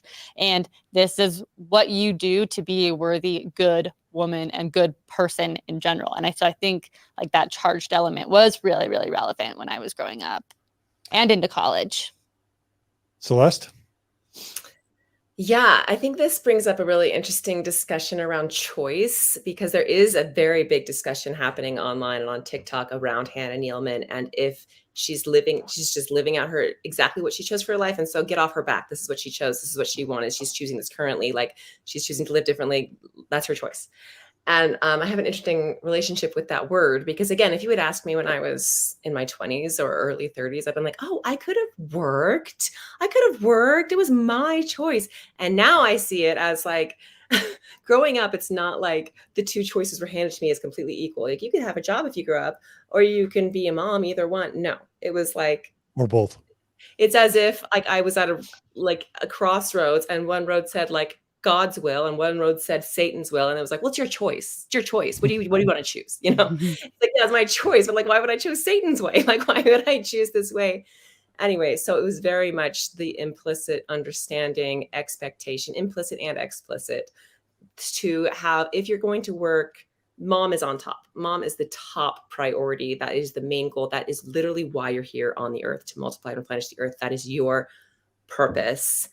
And even when I went on a mission, I had people in my life being like, well, that's not your top purpose. Like your top purpose is to be a wife and a mom. And even when I like got my master's degree, my mother-in-law was like, well, you're not going to use it, right? Just like biding your time till you can have kids, you know? So yeah. Julia? Thanks, Celeste. Julia? Yes, the messaging I received is that an education for me is worthless because the husband is going to be working and I'll be home with the kids. And then I did go get my degree. And then again, like Alyssa was saying, that the degree is only like the plan B. It's just in case something happens to your husband. So just get something that'll like I minored in marriage and family relations, like, because that was going to help with my kids. Like, so my career or my college career was just as a backup and support. So like, no, education and career was absolutely not on the radar. Okay. And then I know you were a convert in your teen years, Samantha. Anything you want to add? Yeah, and a convert in England. So I feel like they are a bit more wary of that messaging. Although I did go to BYU Idaho and got all the same messaging that everyone's just described. And after becoming Mormon, I did almost immediately sort of de-emphasize academic success in favor of, more feminine pursuits. Like you're just obsessed with getting married as a Mormon teenage girl. Like every young women's activity you go to is about that. You're constantly vision boarding and thinking about what you want in a husband. And yeah. And while we're on that topic, how unheard of, Hannah and Daniel are married after 3 months of meeting. How unheard of is that in your experiences? Alyssa? Not unheard of. It is embarrassingly common. Yeah, quick marriages. Yeah, and not too far from my lived experience. Oh, do you want to say your first marriage? Yeah, got married really quickly, and it turned out bad. So okay. That's couldn't be me. Samantha? Yeah, what? Same thing, Samantha? Yep. Oh, wow. So both of you got married quickly and it didn't turn out I mean, so I wouldn't great. say it turned out bad. It didn't turn out patriarchally bad because I still was an English girl. But too fast. I mean, yeah, definitely. Yeah. Julia, I don't even know how old you were when you got married, if you want to share. So I dated my ex-husband for 3 weeks before we got engaged. What and the? then we Slay. dated, right? But we dated for 3 months, so that was, before we got married. So Oh that's my gosh. I Wow. see no problem. And Celeste, do you want to say? Yeah, sure. I was engaged within 2 months of dating my husband. Jeez. So like this is like she's like Daniel and Par for the Hannah are course. just right on. Yeah. Wow. Get married while the honeymoon chemicals are strong. See, Margie and I got married after 10 months after meeting. So Very restrained of you both. I thought it was a long way. Yeah. Yeah, for sure. Wow. Okay, so now if we haven't invoked enough disturbing past Mormon prophets, seers, and revelators, now you want to inflict upon us Joseph Fielding Smith. Julia, what do you want to say about that? Yeah, so this one's more about the career, but I also have this next slide that I think is really interesting. So in January of 1971, in the same ensign, President Joseph Fielding Smith warned that the forces of evil were attacking the family. President Smith cautioned, "Do you spend as much time making your family and home successful as you do in pursuing social and professional success? Are you devoting your best creative energy to the most important unit in society, the family? Or is your relationship with your family merely a routine, unrewarding part of life? Parent and child must be willing to put family responsibilities first in order to achieve family exaltation." And so like he's just speaking again to the career. And I will say like Hannah's been able to like work around that or have this loophole. But if you go to the next slide, so I went to the church's website to see to grab this the URL for the show notes, and it brought up this warning. It says archived content. Editor's note: articles in the archive may reflect practices and language of an earlier time. Find more current information by searching churchofjesuschrist.org. And I checked that whole rest of the year because this is January. I checked all of 71. I checked all of 1972, and this never comes up again. So like maybe there was something else in the Ensign article, but I just thought that was really interesting that they bring this up. Like this is, reflecting practices of an earlier time. And this is an apostle of the Lord. This is a prophet of God speaking, and he's giving this. I don't know. I just thought that was really interesting. I mean, there's so much here. Like on the one hand, I want to give the church credit because that's great. That's a great disclaimer. And the church has changed the message.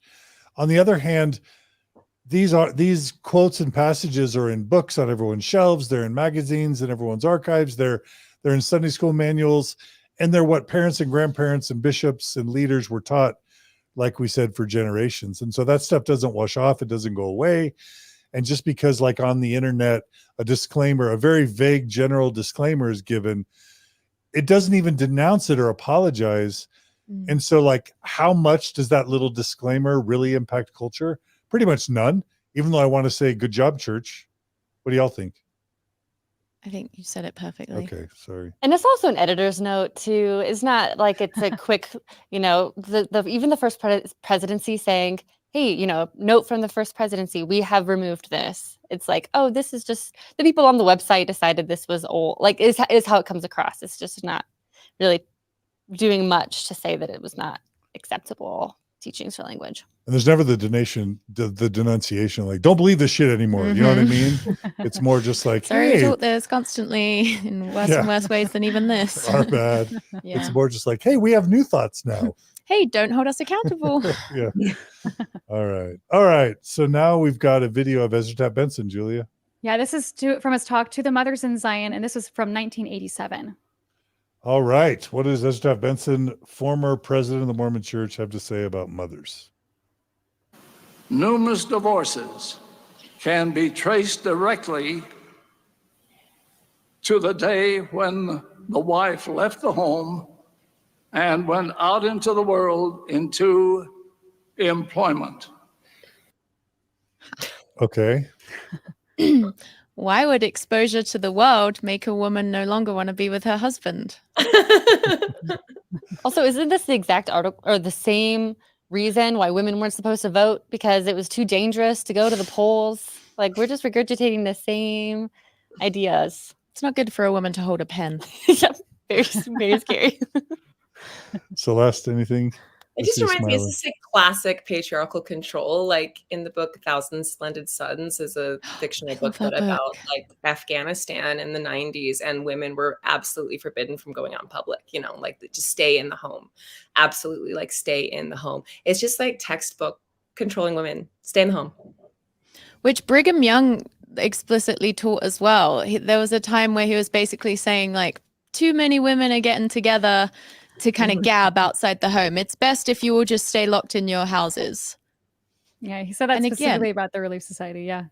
And it shows how, like, the fragility of men under patriarchy, like the fact that you have to literally keep women isolated, or they might realize something about, whether or not they want to be with you. I mean, what would we typically think when we hear of a woman being isolated, or anyone in a relationship being isolated from the outside world? Like, that's a standard indicator of abuse.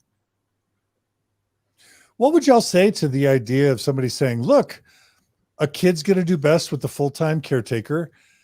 It's efficient for us to have the man working. I like staying home as a mom. I love motherhood. I want to have kids. I'd rather not work. I'd rather give my kids all my time and attention. And so we do division of labor, and that's how we divide it. Yeah, that's great.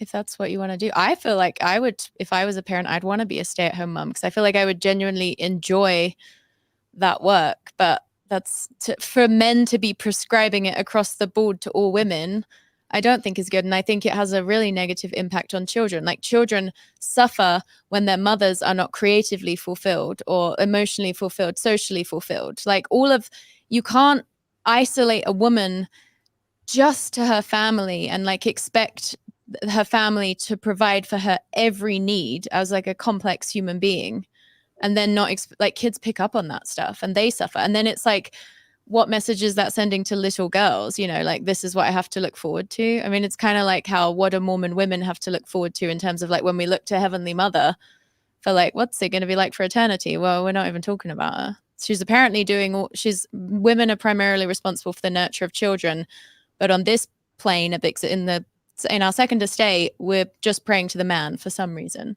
We don't even get to communicate with her. Mm-hmm. Yeah, I think, of course, women can be stay-at-home mothers, and they can have these like traditional roles in the home. And I think that people who feel fulfilled by that it's amazing. I think it works for many people, and for many people it doesn't work. The problem is continually this idea that this is the only way, or this is the best way. And we can look at, even for each individual couple, to be able to say, okay, what is going to help each parent's mental health, or however many parents are at home, what are the individual child's needs? What are each parent's individual needs, and how can we best raise the child? I think that, it's crazy that this is becoming controversial, but it seems like that is so much of Mormon history, that there's only one. And okay, also what's annoying about it is it's coming across from this, trying to say this is the best thing for children, and so women should feel guilty, without actually acknowledging other options that can be good for children, and ways to make everybody involved healthy. And I think just that argument that there's only one way to raise healthy children can add so much guilt and pressure to people who are not fulfilled from it, or who necessitate slightly different from this very traditional, conventional setup. Yeah, for the Orthodox Mormons out there, can a child be healthy and happy if his mom works? An Orthodox Mormon might not know the answer to that question. Anyone want to and opine? Have been taught that, like, generally no. Like, it's generally going to have a bad impact on your children if you work. Well, hang on. So I was a nanny for my bishop and his wife. His wife is a doctor. And I was a nanny for them for years. They had 4 kids, and they were just fine. They were happy, healthy. They performed really well in school. So, and the mom would just come home every evening and, have the evening with them, like a normal 9-to-5 job with, a man, So I would push back and say, I don't think it is unhealthy for children if things are done right. Like, I know the daycare can be hard, but like as a nanny, the kids did really great. Were you going to say something, Celeste? Yeah, I was going to jump on the conversation of just like, can a woman be happy at home? Like, of course they can. And just like Alyssa and Sam said, the problem is when we push that out as a prescription for all women.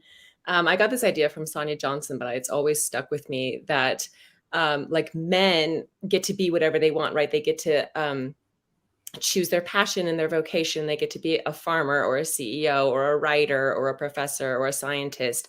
But women are squished as a monolith, as if the same thing will fulfill every single one of half the population of the earth, homemaking, right? And that's supposed to fulfill us and be our duty. And no, like, what if, I mean, when we flip the script and say, like, what if all men were forced to be farmers? Only 2% of men currently are farmers, and not every man would want to do that kind of work.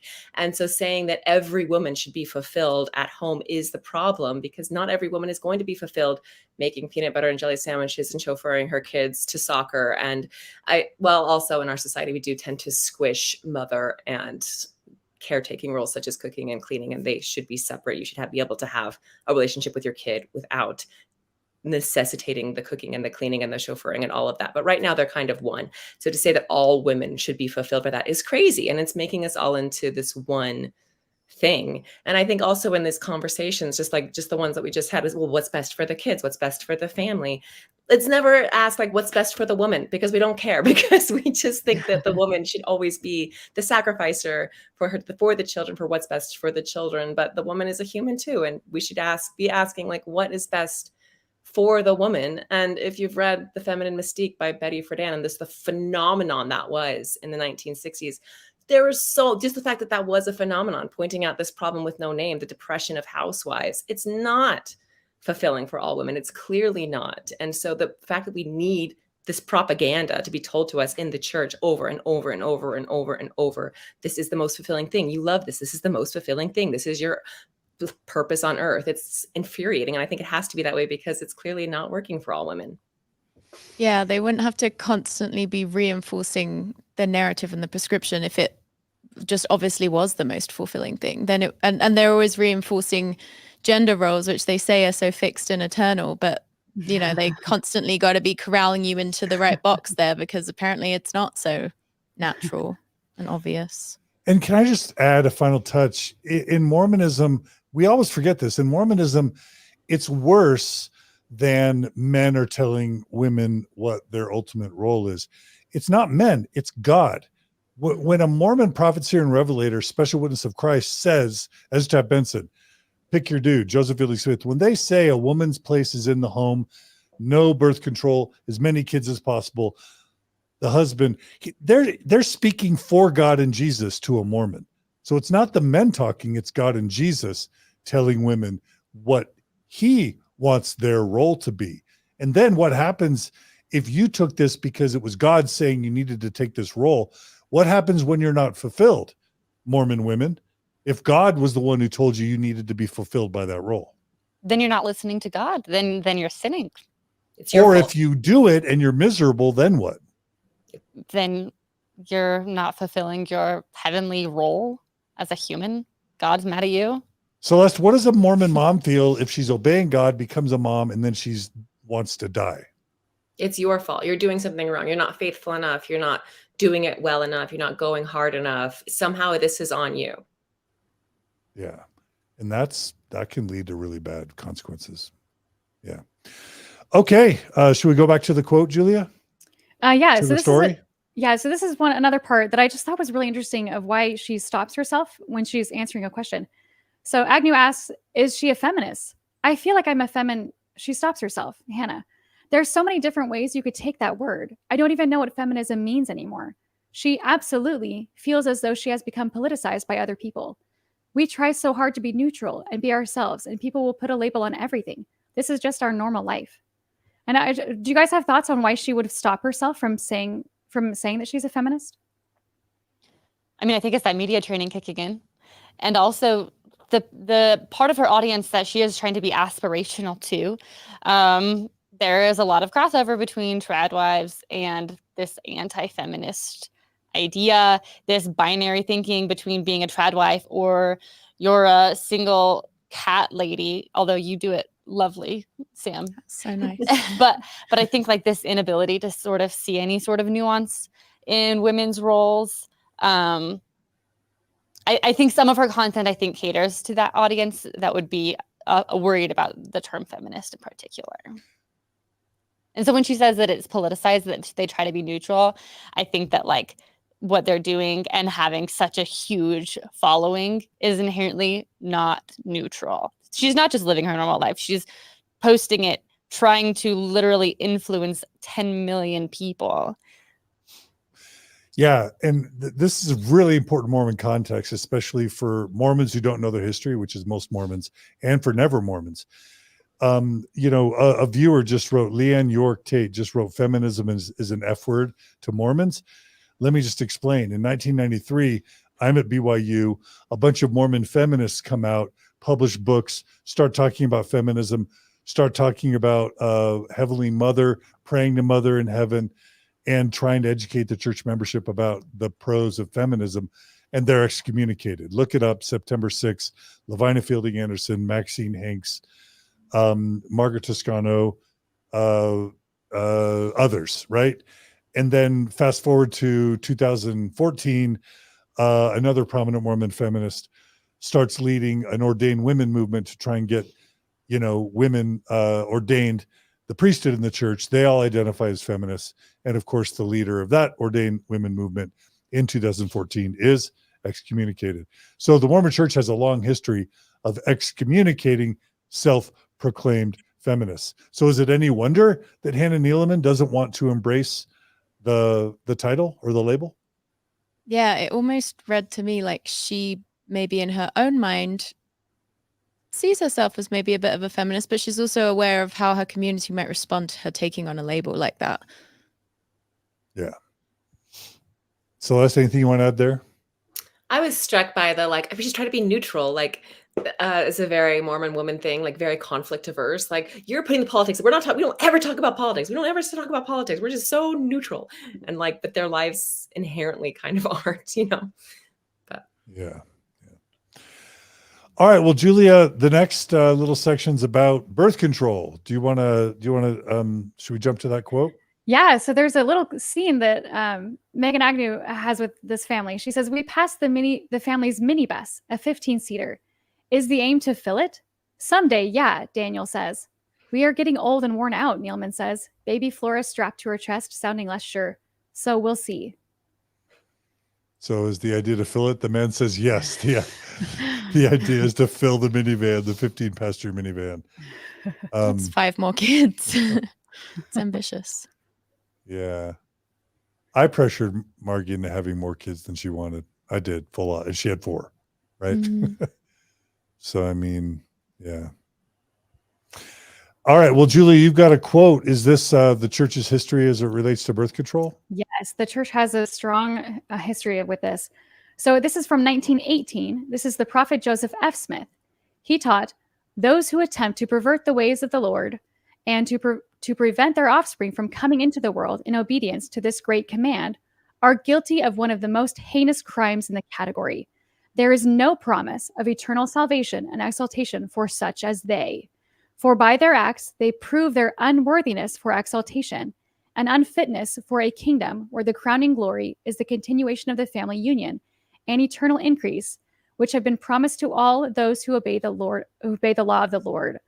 So he's also saying if you need to have all the kids you can now, or you're not promised exaltation. And this is reflecting of what you're worthy for in the next life, because that's what you're going to be doing in heaven. You're going to be continually having children. And that's Joseph F. Smith, who was a prophet president of the church. And so Mormons believe that when a prophet speaks, he's speaking for God and Jesus. So that quote's going to still have impact today, right? Right. Mm-hmm. Yeah. All right. You got another quote, Julia. This is from the 60s. So this is Joseph Fielding Smith now. So the he son made of Joseph F. Smith. Right. Yeah. So he says, "Now I wish to ask a question. How will a young married couple feel when they come to the judgment and then discover that there were certain spirits assigned to them and they refused to have them? Moreover, what will be their punishment when they discover that they have failed to keep a solemn covenant and spirits awaiting this mortal life were forced to come here elsewhere when they were assigned to this particular couple?" Reactions? It's an interesting idea that God would allow a spirit to suffer because a young married couple decided to not have a child yet. They have to go elsewhere. Okay, they have to go elsewhere. What's the issue? Isn't it good that they weren't born to a couple that wasn't ready? point. I just see like control of women, because again, who's it going to impact the most to have a bunch of babies? The husband? Right. Well, he's off at work. Like, it's going to affect the woman. Again, it's going to affect her body. It's going to affect her health. It's going to affect her mental health. It's going to affect. So whether the effect, again, never ever asking the question, is this good for the woman? Is this good for the wife? What does the wife want? Just like have the babies, have more babies, have all the babies, regardless of your health, regardless of your mental health, regardless of your desires. It doesn't impact the man nearly as much as it's going to impact the woman. So it's just controlling women. And I feel like those quotes were in a time where fathers, especially like Mormon fathers, were maybe even more hands off with the child rearing. So it's just interesting how the worst thing you can be is a woman making the choice to not be a mother. But it's just showing how like the whole system runs on like women providing this labor, that the men are like, it is your moral duty to provide us with this labor. There is one path for you. And Like it's not the just men are upheld by this like almost forced labor. It's not just in the 60s too. I mean, there was an article in the New York Times last month about by a man saying Taylor Swift should not be a role model because she doesn't have kids. And Harrison Butker just a few months ago saying like women's role is in the home. It's to have kids. This is not just in the 60s. It's still men telling us. It's still so threatened by women taking autonomy for their own lives. Exactly. Well, Vice President candidate J.D. Vance recently basically said we shouldn't have single cat ladies running our country. Yeah, right. Because one thing about single cat ladies is we are corporate oligarchs. It's just like this. The other thing with like that lack of birth control thing as well, and with this idea of if you don't have kids, you're losing your entire purpose as a woman, is we're again separating into these really dramatic camps of you either have no birth control, you're a tradwife with as many children as you are physically able to conceive, hopefully enough to fill a minibus, or you hate children completely and like don't like traditional families or nuclear families. It's just like we're pitting these women, and there's only two ways to exist as a person, rather than recognizing like all of the nuance and complexity within that. And I think that's another thing that the Mormon doctrine does so well, is make women feel like even if, okay, I'm going to speak for Mom. Hi, Mom. If you're listening, I'm going to tell a story about you.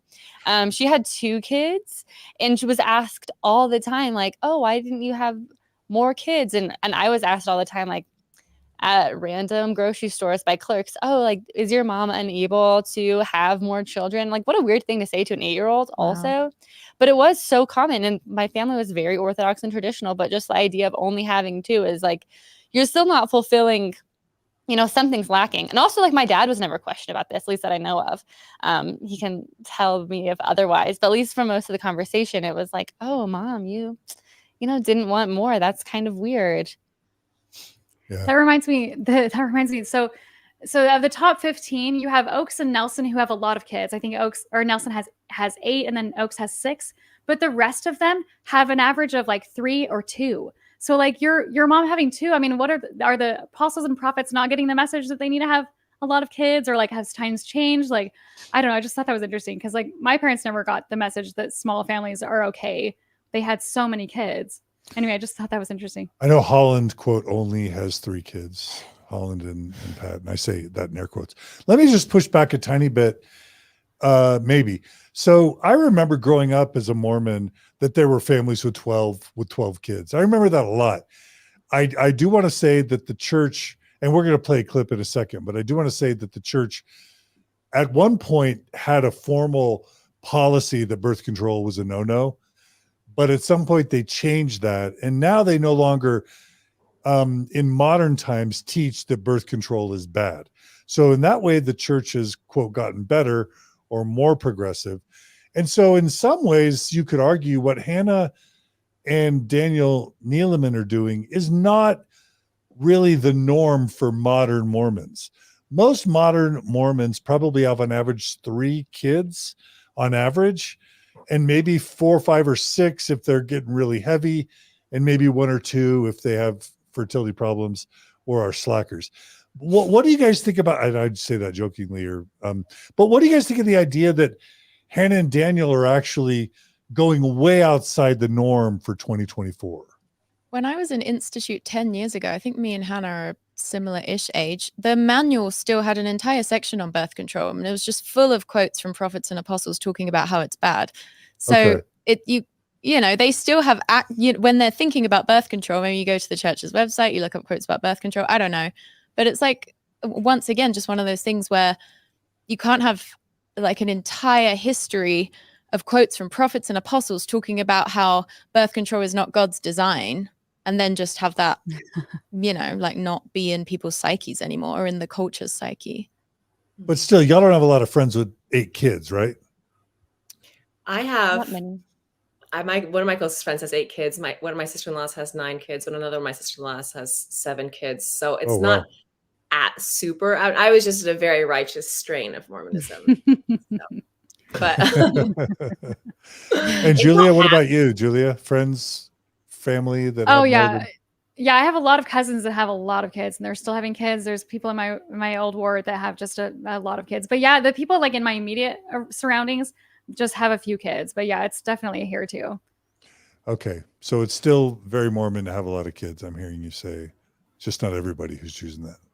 Yeah. Okay. I think Hannah's whole thing seems like slightly exaggerated, but not outside of regular Mormonism. It kind of feels like Mormonism, if everybody had a father-in-law who was a billionaire to be able to have 300 acres in Camas, Utah.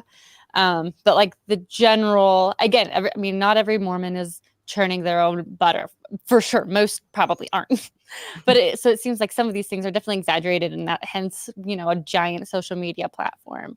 But I think overall the general attitudes, having a big family, even if 8 is, is 10% above your average Mormon. I don't actually know the average Mormon percentage of children is. It's not shocking by Mormon standards. Okay. All right. Well, you've got a clip here from Spence W. Kimball. Should we set that up, Julia? Yeah, so this is his talk, Fortify Your Homes Against Evil, and this was given April of 1979. Okay, so relatively recently. Multiply and replenish the earth and subdue it was the directive given in the Garden of Eden. Selfishness is an element that breaks and corrodes and destroys marriages as it destroys lives and all that is good. It is an act of extreme selfishness for a married couple to refuse to have children when they are able to do so. Wow. So can I just ask y'all, there's a part in the article, and I don't know if you're going to cover this later, Julia, forgive me if you are, but where Hannah basically says something to the effect of, I've asked God when to stop having babies, and he just hasn't told me to stop yet. So I'm going to keep going until God tells me to stop. Do y'all want to comment on that? I mean, she has a lifetime of conditioning leading up to that. She says she gets pregnant 9 months after every baby she births. So she has 9 months not being pregnant and then gets pregnant again, I think was the bit. But yeah, it's like what we feel like our deity is saying to us. I mean, it's really just like our own psyche returning the call. And what cultural conditioning has she received? What we just saw, have as many children as you can, selfish not to. Other thoughts? I mean, Celeste. I think it also plays into this glorifying of suffering that is all throughout Mormonism. Like there's a quote from Russell M. Nelson that I've seen on like Instagram with like a nice picture in the background that like, if your journey isn't uphill, it's the wrong road. Like it's supposed to be hard, right? Like this like glorifying of suffering. So I can imagine that playing into this decision. And kind of what I said earlier, like no one's really asking like what's best for the woman, what's best for the wife, what does she want, what's good for her body and her mental health. It's like, what does God want? God wants you to have a lot of babies, and we're supposed to suffer. We're here for suffer, to learn from our trials and to learn from our suffering. So yeah, that's the best thing. And suffering also builds a lot of status for Mormon women. Yes. And I think for Hannah also, where she's building a lot of social capital through her social media. The idea of suffering or of no epidural, of no nanny, no childcare, that's building this determination, this willpower, this strength, which is the main way, I think, through this suffering, being able to not complain through suffering is the main way that women within Mormonism can build, social capital and status. Mm-hmm. My biggest problem structurally with her birth control plan, which is none, is it assumes that God, number one, speaks to people. Well, it assumes that God exists, and then it assumes that God speaks in very clear ways to people. When I was a faithful, believing Mormon, I was always trying to get God to tell me what to do, and he never responded. So if her plan is, I'm going to wait for God to tell me to stop, well, that's a problem if it just so happens that God isn't there or doesn't communicate to her in very clear, explicit ways. She's just going to keep going, right? And I Right. also feel like children become like pawns in this patriarchal scheme, which is like women need to have more children to like uphold the patriarchy and like boost the church and all that. But it's like none of it is coming from like a child development informed perspective of like how, having, and I can't like say anything about her parenting or how healthy her kids are, but I imagine it would be extremely hard to provide for 8 children's emotional needs, and especially when every time you have a 9-month-old baby you're suddenly pregnant again. Like from what I hear, it's like pretty rough. Maybe she has easy pregnancies, I don't know, but it's just like it's so much to be taking on, and I find it almost impossible to believe that the availability of the parents isn't compromised by that, and then the children suffer as a result. Again, we can't like necessarily speak to her specific situation, but Doesn't she say in the article that she'll spend a week in bed at a time? yeah, she gets so Yes. exhausted she'll spend a week in bed. A week in bed. That's a red flag. That's not a rest day. A Yeah, whole like- week. Yeah, one whole day in bed is a lot. A whole week Yeah. in bed? Which I feel like it, so much of Hannah's Instagram and TikTok presence is just beautiful and aesthetic and stunning. And like, even as someone who I have absolutely no interest in farming, I'll watch that and I'm like, wow, like that's amazing. She's so accomplished and so successful and so poised with everything. And so then this comment about her being so exhausted and possibly depressed, we don't know, but to be in bed for a week, like that felt like a little bit of a peek behind the curtain of seeing that this woman who is at least telling us that she is extremely satisfied with her life, and hopefully that is the case. But to have a person who is extraordinarily busy running this business, farming, mothering 8 children, who's then so exhausted they have to spend a week in bed, like I think that just kind of shows us that this is not attainable for your average Mormon, which I think also makes not just her persona, but Mormon leaders' commentary for so long, birth control aside, just this idea that you need to have more and more kids, no matter how exhausting it is, no matter how much you're suffering. It feels so insidious because the stakes are really high. It's not just have a lot of kids, you'll be fine, it'll be fun, it'll be chaotic and cute all the time, and like you can have them all match. It's not that. It can be, even for this person who is seemingly perfect and who we know is extremely successful and disciplined and has high accolades, it is still too much. And I think that just is hard for the average Mormon woman also. Yeah, and be a beauty queen winner 15 days after your most recent pregnancy. 12. Yeah, 12 days. Yeah. And run a multi-million-dollar successful business and look perfect all the Mhm. time. Right? Yeah. Yeah, I Celeste? don't think it would be an exaggeration to say like Hannah is setting the standard that's creating a battering ram for other Mormon women to be like, why can't I be like Hannah? She's so pretty and skinny and hardworking, and she doesn't rest, and she's all these kids, and she has a successful business. I think that I do think that she's very aspirational for Mormon women on all the fronts. Yeah. Okay. Julie, if it's all right, let's jump to this slide Sure. really quickly. Yeah, so this is Agnew again, the article. We drive past the dairy cows, looking out across a river valley and the arid mountains beyond. Was this what she always wanted? I ask when we get the moment alone, while Daniel checks on the animals. No, she says. I mean, I was like, she pauses. My goal was New York City. I left home at 17 and I was so excited to get there. I just loved that energy. And I was going to be a ballerina. I was a good ballerina. She pauses again. But I knew that when I started to have kids, my life would start to look different. And what do you want to share about that, Julia? I don't know. It just feels kind of heartbreaking to me where she says, you know, she had these dreams. She wanted to go to New York. She wanted to be a ballerina. She was a good ballerina and she just had to give it up. You know, she said she wanted to wait a while before she got married, wait a while. I think she said she wanted to wait a while before having kids.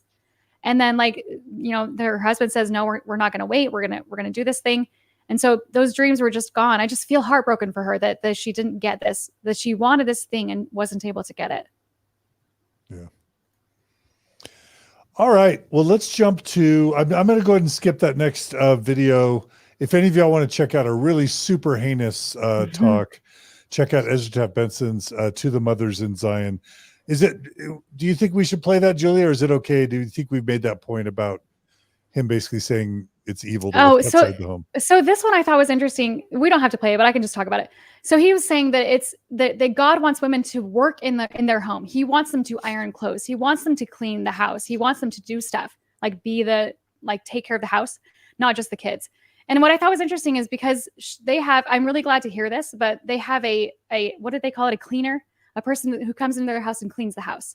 Like, so she's not doing this all alone. She's taking care of her kids. And of course she's doing a lot of stuff. She's got a lot on her plate, but I was just a little bit happy. You know, I was just happy that, you know, she's not alone. But I thought it was an interesting thing that Spencer Kimball's saying, you know, God wants you, not a housekeeper, to clean the house. I just thought that was an interesting thing. All right. Well, the next part of the article, we've referred to this lightly, but it talks about, you know, whether she was going to finish school or not. Julie, do you want to set this up and have someone read it? Which slide is this again? Okay. Yeah. So I think we kind of set this up already. About them wanting to wait before getting married. Celeste, do you want to read this one?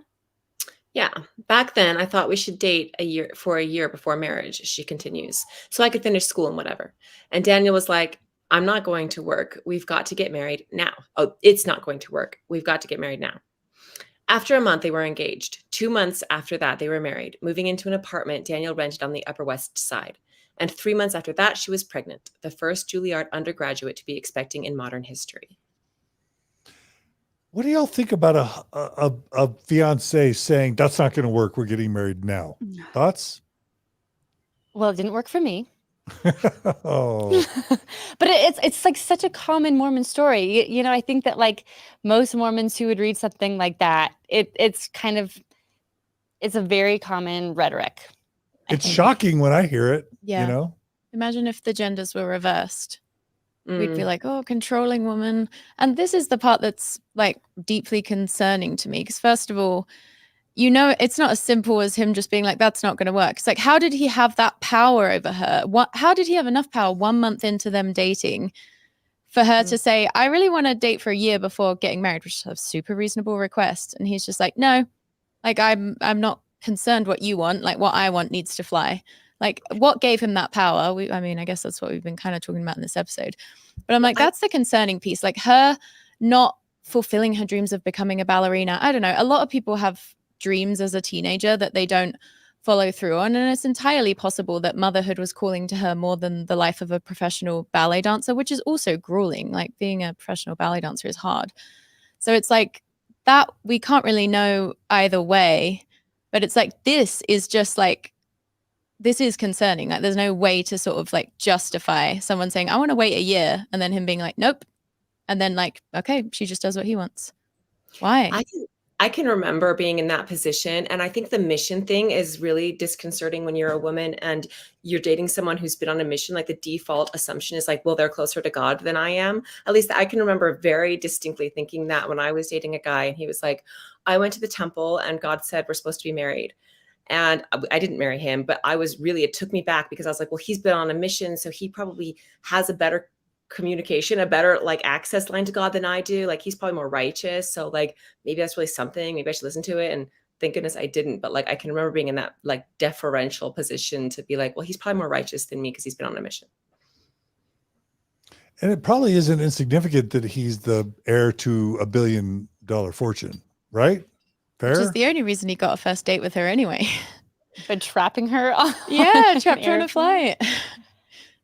flight. I also think part of what I would imagine, at least in some of common Mormon relationships, I think part of why people tend to get married so quickly, and this is just thinking out loud. I mean, of course, the go-to answer is always like, they want to have sex. I also think that in Mormon, you grow up your entire life. When Hannah was thinking about being a ballerina, she wasn't married.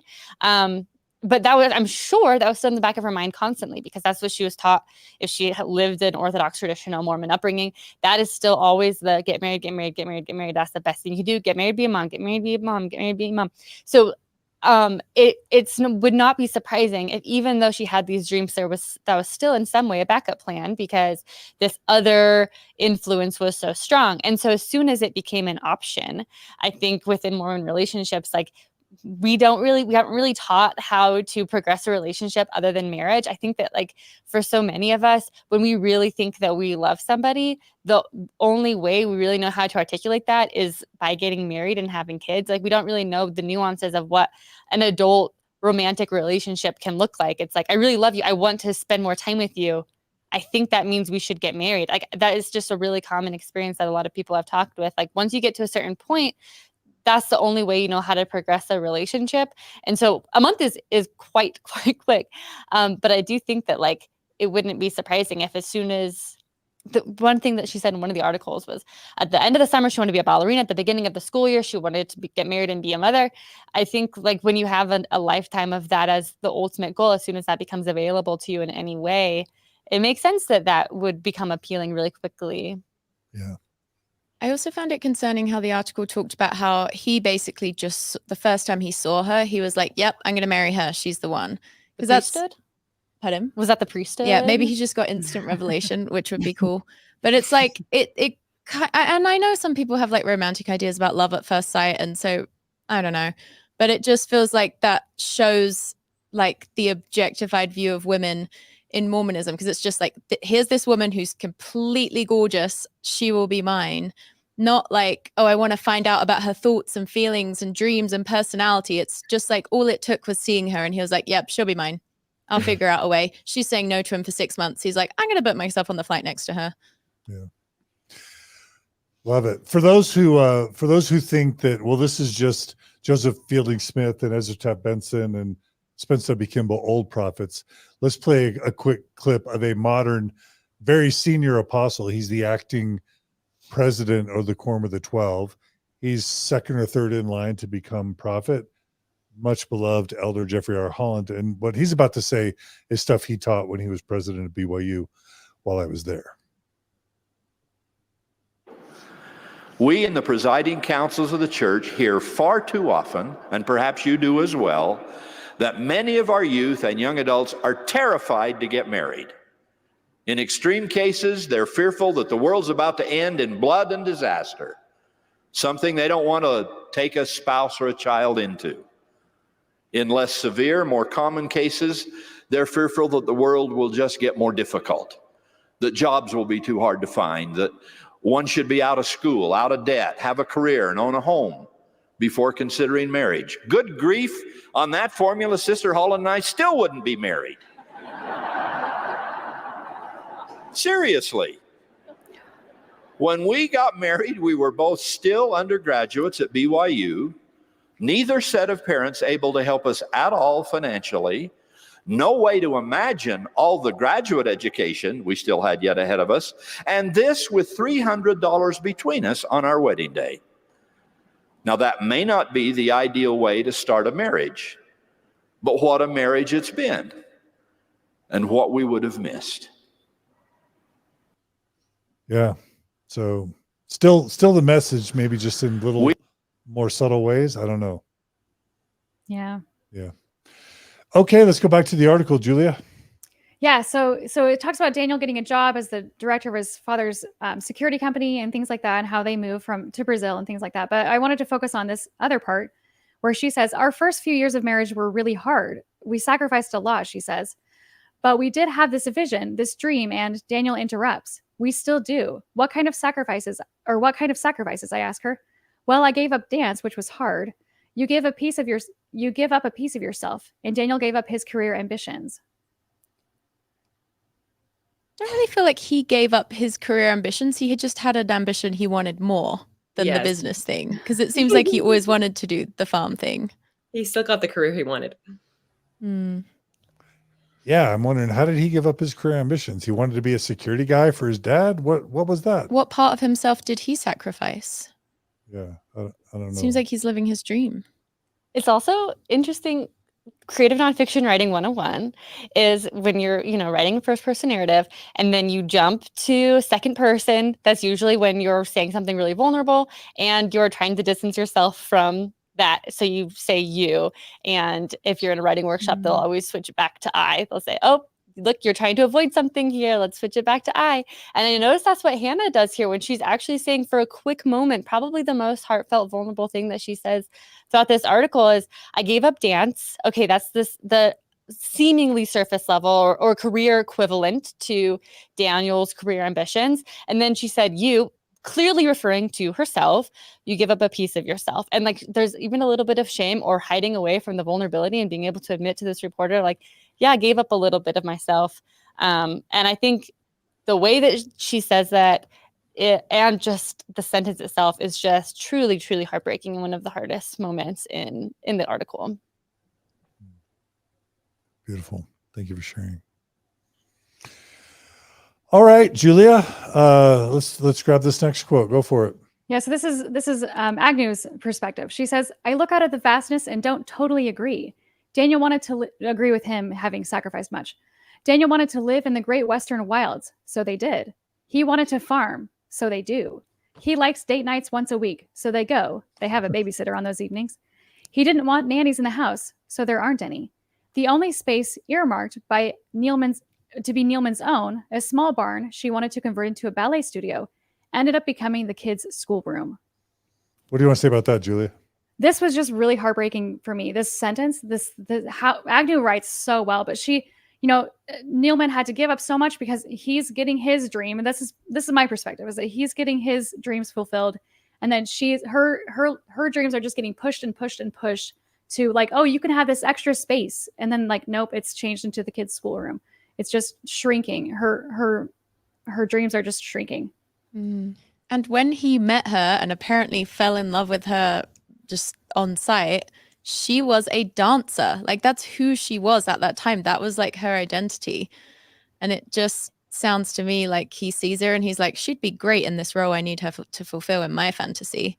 And then to be a spouse of dance clearly meant a lot to her and clearly still does, even if it was like, she was happy to give it up because the dream of motherhood was superior. I can't imagine having the means to give her the ability to like still like, enjoy the part of her that is a dancer by like, giving her a ballet studio and then not doing it. Like, I feel like it's showing that he potentially doesn't like care or understand like how meaningful dance was to her, because he's maybe in like typical patriarchal fashion always kind of looked at her through the lens of like, what can she fulfill for me? Which is the thing about patriarch, is it centers the desires and experiences and thoughts and feelings of men over women. And women do that in patriarchy too. They center men constantly in their own experience, whether or not they even know they're doing it or whether or not they feel happy to do it. This line, it almost feels like a cliche with how just terrible it is that there's only one space that she would be able to have for herself. Like it kind of is a callback to Virginia Woolf's classic essay, A Room of One's Own, that having your own space, literally, especially with 8 children, having a 10-person household, she doesn't have a single room or any sort of space to have by herself. And like that, I think is just, I mean, it's the essay itself has like withstood so much time because that is just such a meaningful concept for women. And anyway, I'm loving these literary points you keep making. I'm like, damn, that's good. Celeste? Yeah, I mean, echoing all of that. I just keep thinking, like, it's sad to me, like in maybe we'll probably get to this, but she's since come out and been from all of the backlash of it, like kind of like exactly what we're saying, like, oh, this is sad. Your dreams were subsumed by a man's. And she's like, no, these are my dreams. These are my dreams. This is my life. I'm so happy. This is exactly what I want to be doing. This is exactly my dream. This is my perfect life. I'm so happy. And it's like, does she have a choice to even really like evaluate very deeply for herself? Because it doesn't really fall into the Mormon script to really be asking yourself very often, what are my dreams? Your dreams are handed to you, right? And they are the patriarchy's dreams, and they are to become a wife and mother and to fulfill your husband's dreams. And that's not in the script to be like, well, what if I want something very different? Or am I fulfilled? Or am I really, you're just kind of like, yeah, I am. And this is what I want. And this is what it is, which is why I don't know. I kind of think like this discussion is really valuable from ex-Mormon women specifically in this global conversation that the world is kind of having right now of, is this woman happy? Is she acting of her own volition? Is she oppressed? To kind of be like, we don't know her, but we do know this system. And this system has so many blockades to even get a woman to ask herself these questions, right? It's just not in the script. And so it's really, really sad to read these things. As an ex-Mormon woman, I see so much of my own experience in her, and even in the denial of like, this is exactly what I want. It's exactly what I would have said 10 years ago, 1,000,000%. And now I see it so differently. It's hard to read. Yeah. And they were obviously wanting the article to present their life really positively. So it's interesting how much is unknowingly coming out. Like we're just getting like we're just skimming the surface, the stuff that can't help but come out without them even realizing it. Julia, let's talk about the birthday present, the famous birthday present. Oh no. Yeah. So the egg apron has made all the news. Go ahead, Julia. Right. So on her birthday, they posted a video of Daniel giving Hannah a gift, and it was posted on July 5th. I don't know if that's her birthday, but so far the video has over 55 million views. This is way more than all of their followers combined. Okay, and so that's the intro. Are we going to watch the whole thing? If you don't mind. Yes, we need to. Okay, all right. So this is Hannah opening up her birthday present. Right. On her most recent birthday. All right, here we go. Wrapped beautifully. All right. Yeah, the care that went into the wrapping alone. It's my birthday present from Daniel. Hoping their tickets to Greece. Where's it from? Okay, wait. So what did she mean by tickets to Greece? She wanted tickets. She'd apparently made it known numerous times. She really wanted tickets to Greece for her birthday. Okay. All right. Okay. So she's hoping for tickets to Greece. Let's see what she gets. I took it off. It's from Ukraine. So, plane tickets?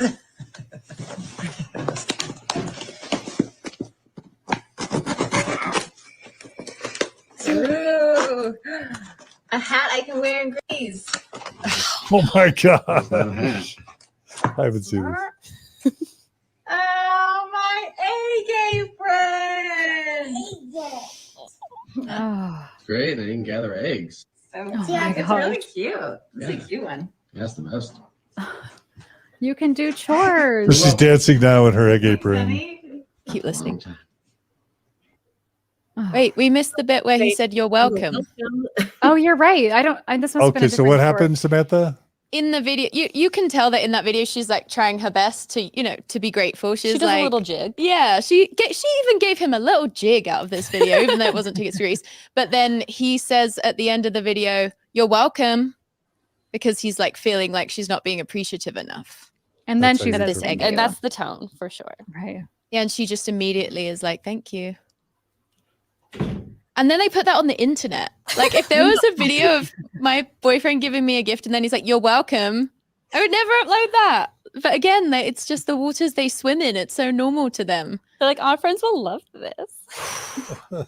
And also it just has the energy of like, men giving women cleaning supplies for their birthday or something. It's like, here's something you can do your tasks in.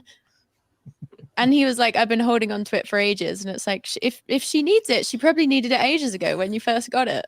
For those who don't know, what's an egg apron? I didn't know. To gather eggs in the yard or for wherever their So chickens they have are. So she can chickens. collect eggs, basically. So So she can perform labor more productively.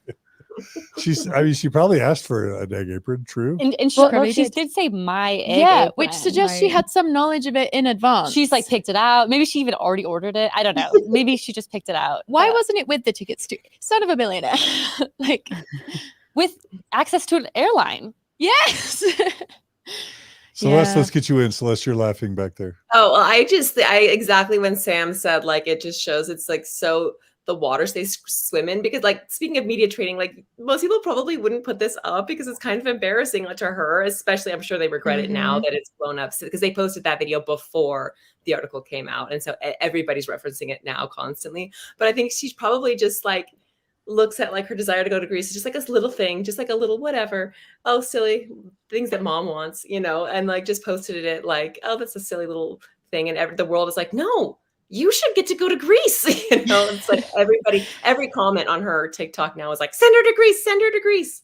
This is why a woman shouldn't be outside the home, because people might tell her she deserves to go to Greece. There you go. Also, you could tell that the Greece thing is something she's brought up a lot, because even when he's like, it's from the Ukraine, she's like, so tickets to Greece, the hat I can wear in Greece. Like, she's so expecting it to be tickets to Greece. It's not just like a thing she said once in that moment. It's like she's clearly made that desire known. I'm not sure I would have uploaded that video. But then once it's like 60 million, you can't take it down. What? Yeah. That's too much. Too many people have seen it. It's a big spectacle if you take it down. But that's a lot of money. You make a lot of money when a video is viewed 64 million times or whatever, right? Yeah, enough money to go to Greece. Well, I just wanted to point out too that, like, I think a lot of people have noticed or made comments on the fact that she herself doesn't feel like she can buy tickets, or like he's in charge of the money, and like they have enough money, they have enough funding. His dad owns the airline or whatever. Like I think it said they're billionaires, if I'm not mistaken. Yeah. Like they have all the reason to go to Greece. Like they can get a babysitters or whatever. Like she's just not in charge of any of that. He's in charge of it. Yeah. Well, her labor too would be sorely missed if they aren't allowing. They would have to hire a cook to not cook. They have these standards are so high, and they're very, very dependent on Hannah. Home cooking and homeschooling, and all of their standards would have to be really limited if they were going to leave the kids. But whatever they do during the weeks that someone may have said this earlier, whatever they do during the weeks that she's exhausted and in bed for an entire week, just do more of that the rest of the time. Whoever comes in to help, bring them more often. But that's part of the thing, is they're saying no birth control, no anesthesia, nannies. no epidurals, no nannies, no packaged goods. Like that's the whole thing, is they're doing this on their own, right? With the help of Heavenly Father. With 43 employees, but maybe there's something about being the son of a billionaire that really makes you want to LARP out the idea that you're just fully doing it on your own. Because it's maybe a complex you have, just speculating wildly. Well, I think that is really why he said the quote that Hannah is in bed for a week at a time out of exhaustion, because I do think that before this article, their main pushback online was that they had hidden help, and that they're presenting this front of like, look, we do all of this, and all of this life is accessible to you too. You can cook and clean. But behind the scenes, they had nannies and house cleaners and all of this huge staff. And so I think they were going into this article wanting to clear their name. I'm sure they very much regret that now, because they didn't know the direction that the journalists would take it. But I do think that's why he was like, no, we don't have any help. She's even in bed for a week out of exhaustion because she's doing everything. He was more scared of people thinking that they have help than that his wife is like fundamentally unwell because of this lifestyle he's imposed on her. Yes. All right, Julia. What do we got on this next slide? Yes, this is just an interesting take for Daniel's perspective with Megan Agnew. She said, Daniel wants to take me to see the new dairy farm buildings, while Neeleman goes back into the house to make lunch for the kiddos. We stop at an irrigation ditch, which he explains, the offices, which he explains, the milking stations, which he explains. I check my watch, feeling edgy. I want to talk to Neeleman. Meaning Hannah, right? Yeah, meaning Hannah. Yeah. Right. Just one more stop, he says. Neeleman calls him. Okay, he says to her. We're just heading your way, he adds, driving in the opposite direction out into the fields to show me another ditch. And what's your point, Julia? Just that, like, he's like the journalist is there for Hannah, not him. Hannah's the face. Hannah's the one that everyone wants to know about. And he's just like making it about him. And he's like explaining all these things to her, because she needs to know, but she's not interested. And even Hannah calls and says, she's here to see me. I don't know what she's saying on the other side, but I'm imagining it's something like that. And then he we're heading your direction, but we're not. I don't know. It just made me feel really uncomfortable, that part. And it's times like that where a ready meal would really come in clutch. Like, surely for a special occasion, like this reporter from England is here for 4 hours, she doesn't have to be making lunch. Or he could make lunch. Or crazy idea, he can make lunch. He does come across really delightful in this scene. Oh, I thought you meant elsewhere. Oh, no. He's just excited about his farm and wants to show her the farm. Yeah, which shows that they're kind of seeing it like, they obviously it's a PR piece. It's PR for them either way, but the way that like Daniel is centering all that stuff, which is not like what the reporter is interested in. And then throughout the interview, the fact that Hannah's looking to Daniel, like, how do we feel about this? What would you say about this? It's like, almost feels like it's more PR for Daniel, or that just Daniel is the one in charge of their PR. I bet sales are up at the Neeleman farm, at Ballerina Farms, right? For sure. Yeah, raw milk through the roof. Yeah. All right. So here's the quote where Neeleman sometimes gets so ill from exhaustion that she can't get out of bed for a week. I think we kind of have covered that. Some people are just wondering if she's okay and how sustainable this all is. But I guess time will tell. What's this clip, Julia? It's just him. God. It's just the message that God didn't want them to have housekeepers, because it says that they had a cleaner. We can just go over. We can just skip that one. This clip. Right. Mm-hmm. Our Father in Let's play it because I'm sure. I'm intrigued to see it. Is that okay? Sure. Yeah. Do you mind? Okay. heaven would rather have you comfort the scratched arm of a little boy in patched trousers than have a babysitter or older sister or brother do the same because you're away working. He would rather have you read stories in the afternoon to a little girl in a faded blue hand-me-down dress than have her entertained by a color TV because you're away working to make the payments. He would rather have a child come home from school to a mother ironing clothes or baking cookies than to come home to a hired housekeeper because mother was away learning typing or shorthand to improve her job qualifications.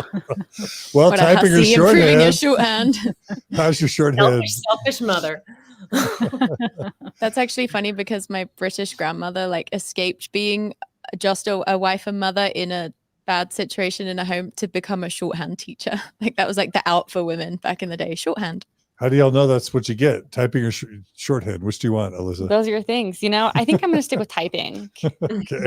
You, Samantha? My typing speed's in the 100th percentile. So you help us out, Celeste. You don't have time for children. I have no time. I'm constantly typing. So I guess that puts you in shorthand, Celeste. Is that right? Okay, fair enough. Slay. All right. Next clip, Julia. Oh, so these ones are just talking about how she did get an epidural for her last one with her daughter, or I think for her last two kids, and she kind of liked it. So I just thought this was interesting because it says she lowers her voice. Daniel is currently out of the room taking a phone call. So I got an epidural. She's explaining, and it was an amazing experience. And so the fact that she's kind of whispering this or lowering her voice and telling her this is makes me feel like maybe he didn't want her to have an epidural and wanted her to have all natural. And it's just, I don't know. Yeah, it's like she's keeping the secret. It's like, shh, now Daniel's not in the room. I actually tried an epidural, but he doesn't know, so don't tell him. That does imply that he's imposing upon her having a super painful childbirth. Am I wrong? Yeah, I mean, I feel like your husband trying to stop your access to healthcare is not cute. And maybe it's just that she knows him well enough to know that he'd be kind of judgmental of her saying that it was kind of great getting an epidural because it's not in line with their lifestyle. But I'm like, well, that's messed up. Yeah. And choosing natural, there's nothing wrong with choosing to not have an epidural. Yeah. It's just the way that it's framed that makes it so uncomfortable. No, it really does give the impression that it's his choice. And she's either sneaking around disobeying him or conforming. Mm-hmm. Yeah. And that it's this juicy confession that it was great. Yeah, that was dark. Okay. Julia, this next clip. We've talked about this before, but where they're talking about kids how she makes it a matter of prayer. And he says, well, for whatever reason, it's exactly 9 months after a baby that she's ready for the next one. And she says, again, it's definitely a matter of prayer. And he says, it's a matter of prayer, but somehow it's exactly 9 months. Well, Heavenly Father's consistent. True. Yeah. All right. More Ezra Taft Benson. We don't have to watch this one. He's just saying, you know, more of the same. Don't stop yourself from having kids. Okay. All right. And so now you've got an article from the Deseret News, which I think is important. Yeah, so this is an article from the Deseret News. This is published July 15th, and it's called A World So Fertility 2024, right? 2024? Yes. Okay. Yeah, so just very recently. A world fertility crisis spells trouble. And so in this, if you go to the next slide, they crunch some numbers. I didn't want to share the whole thing, but they're saying that the birth rates are at a decline.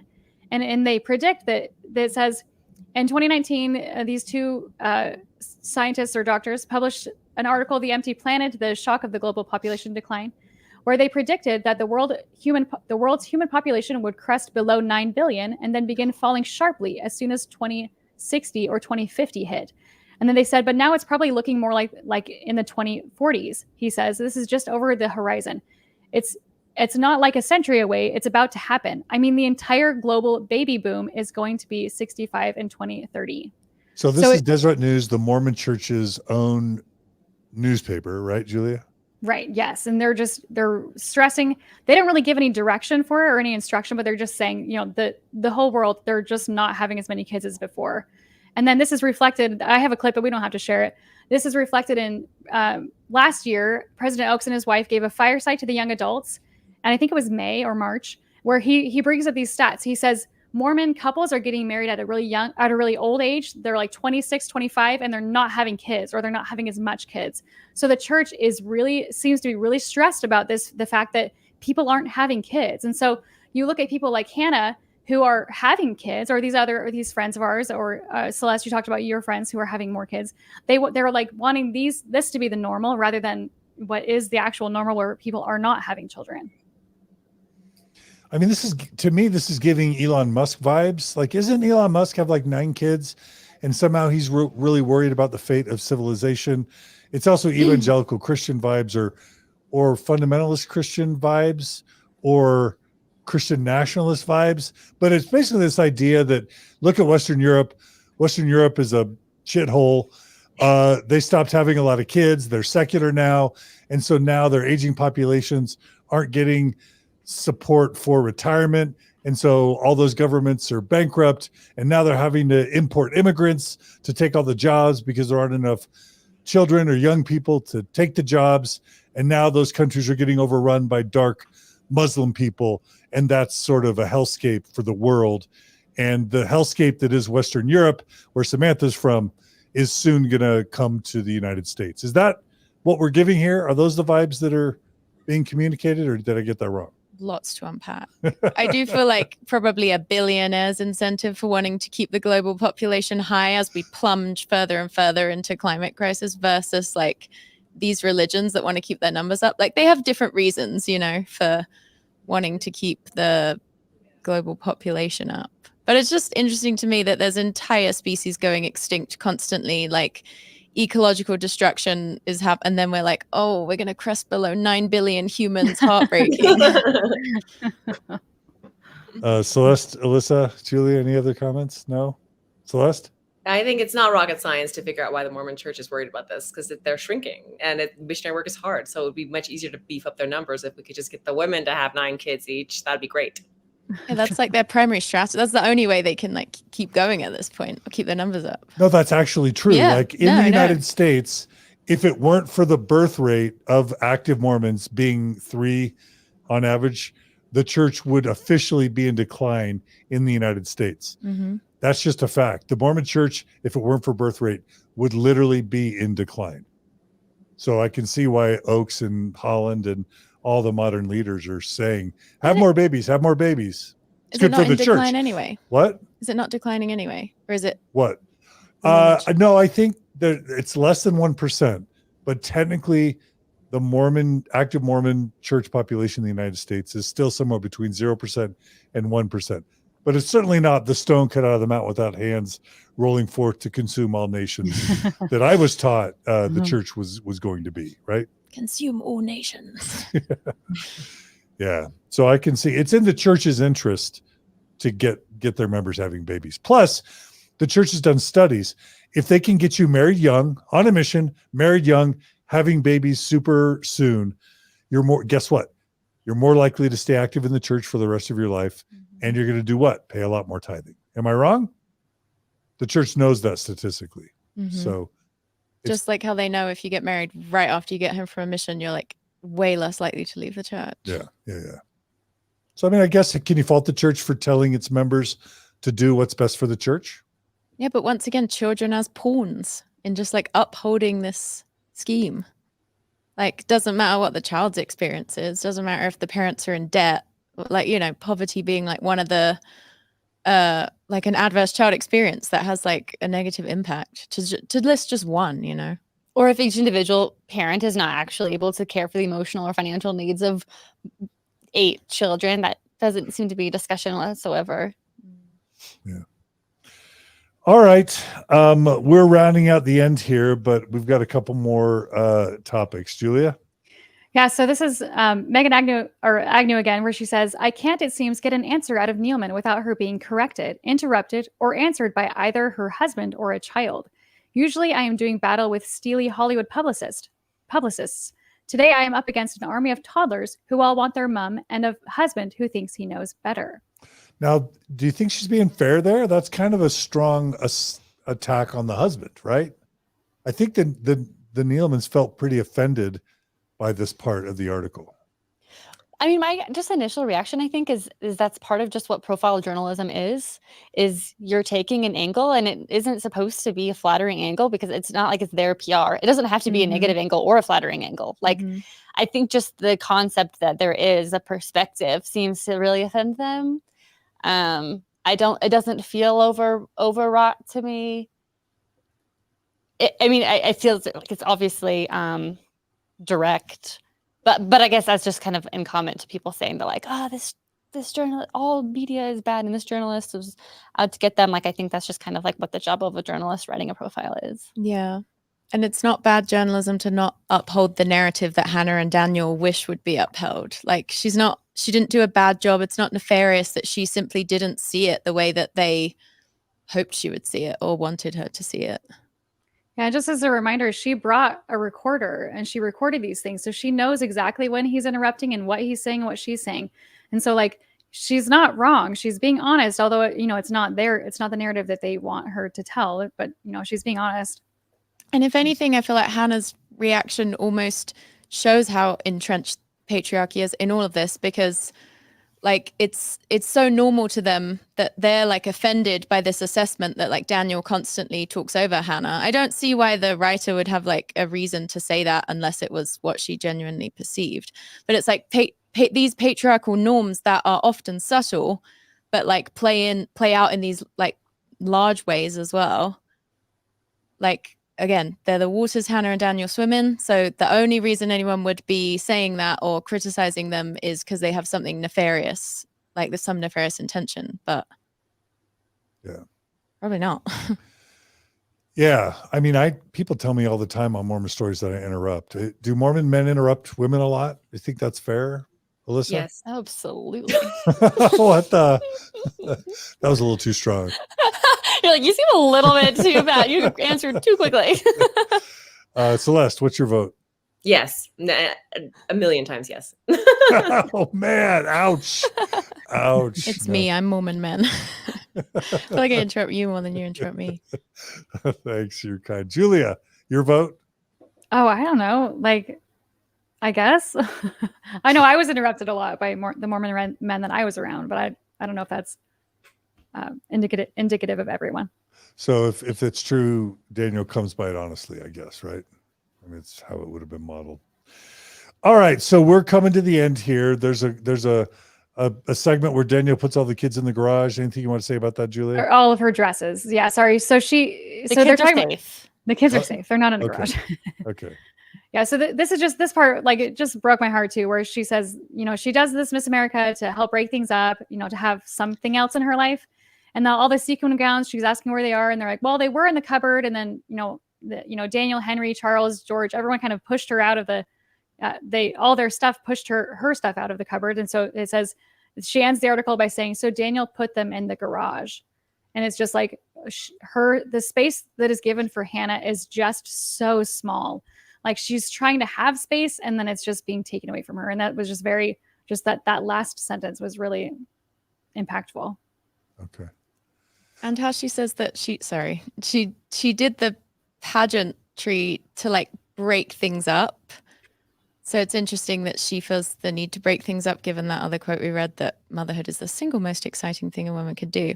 But it's like even the ways she's able to break things up, which is like her content creation or pageantry, is still just a different flavor of performing femininity in the way it's supposed to be performed under patriarchy. Even her creative outlets are so patriarchal. And I'm not saying, I'm not like passing judgment necessarily on pageantry or even content creation, but it just feels noteworthy. Got it. All right, so let's talk quickly about the aftermath of the article. Did you want to talk about that, Julia? Oh yeah, I just wanted to mention a couple things. So this same author posted again. This article is much shorter. It's just like kind of a summary, and there are some additional quotes in there, as you mentioned, Celeste. But the title of it is "My Day with the Tradwife Queen and What It Taught Me," and then it's just a summary. But there's one. If you'll skip to the next one, there's one. I think this is like a topic of conversation, and I'll just read it because I kind of disagree with her, but I'll see what you guys think.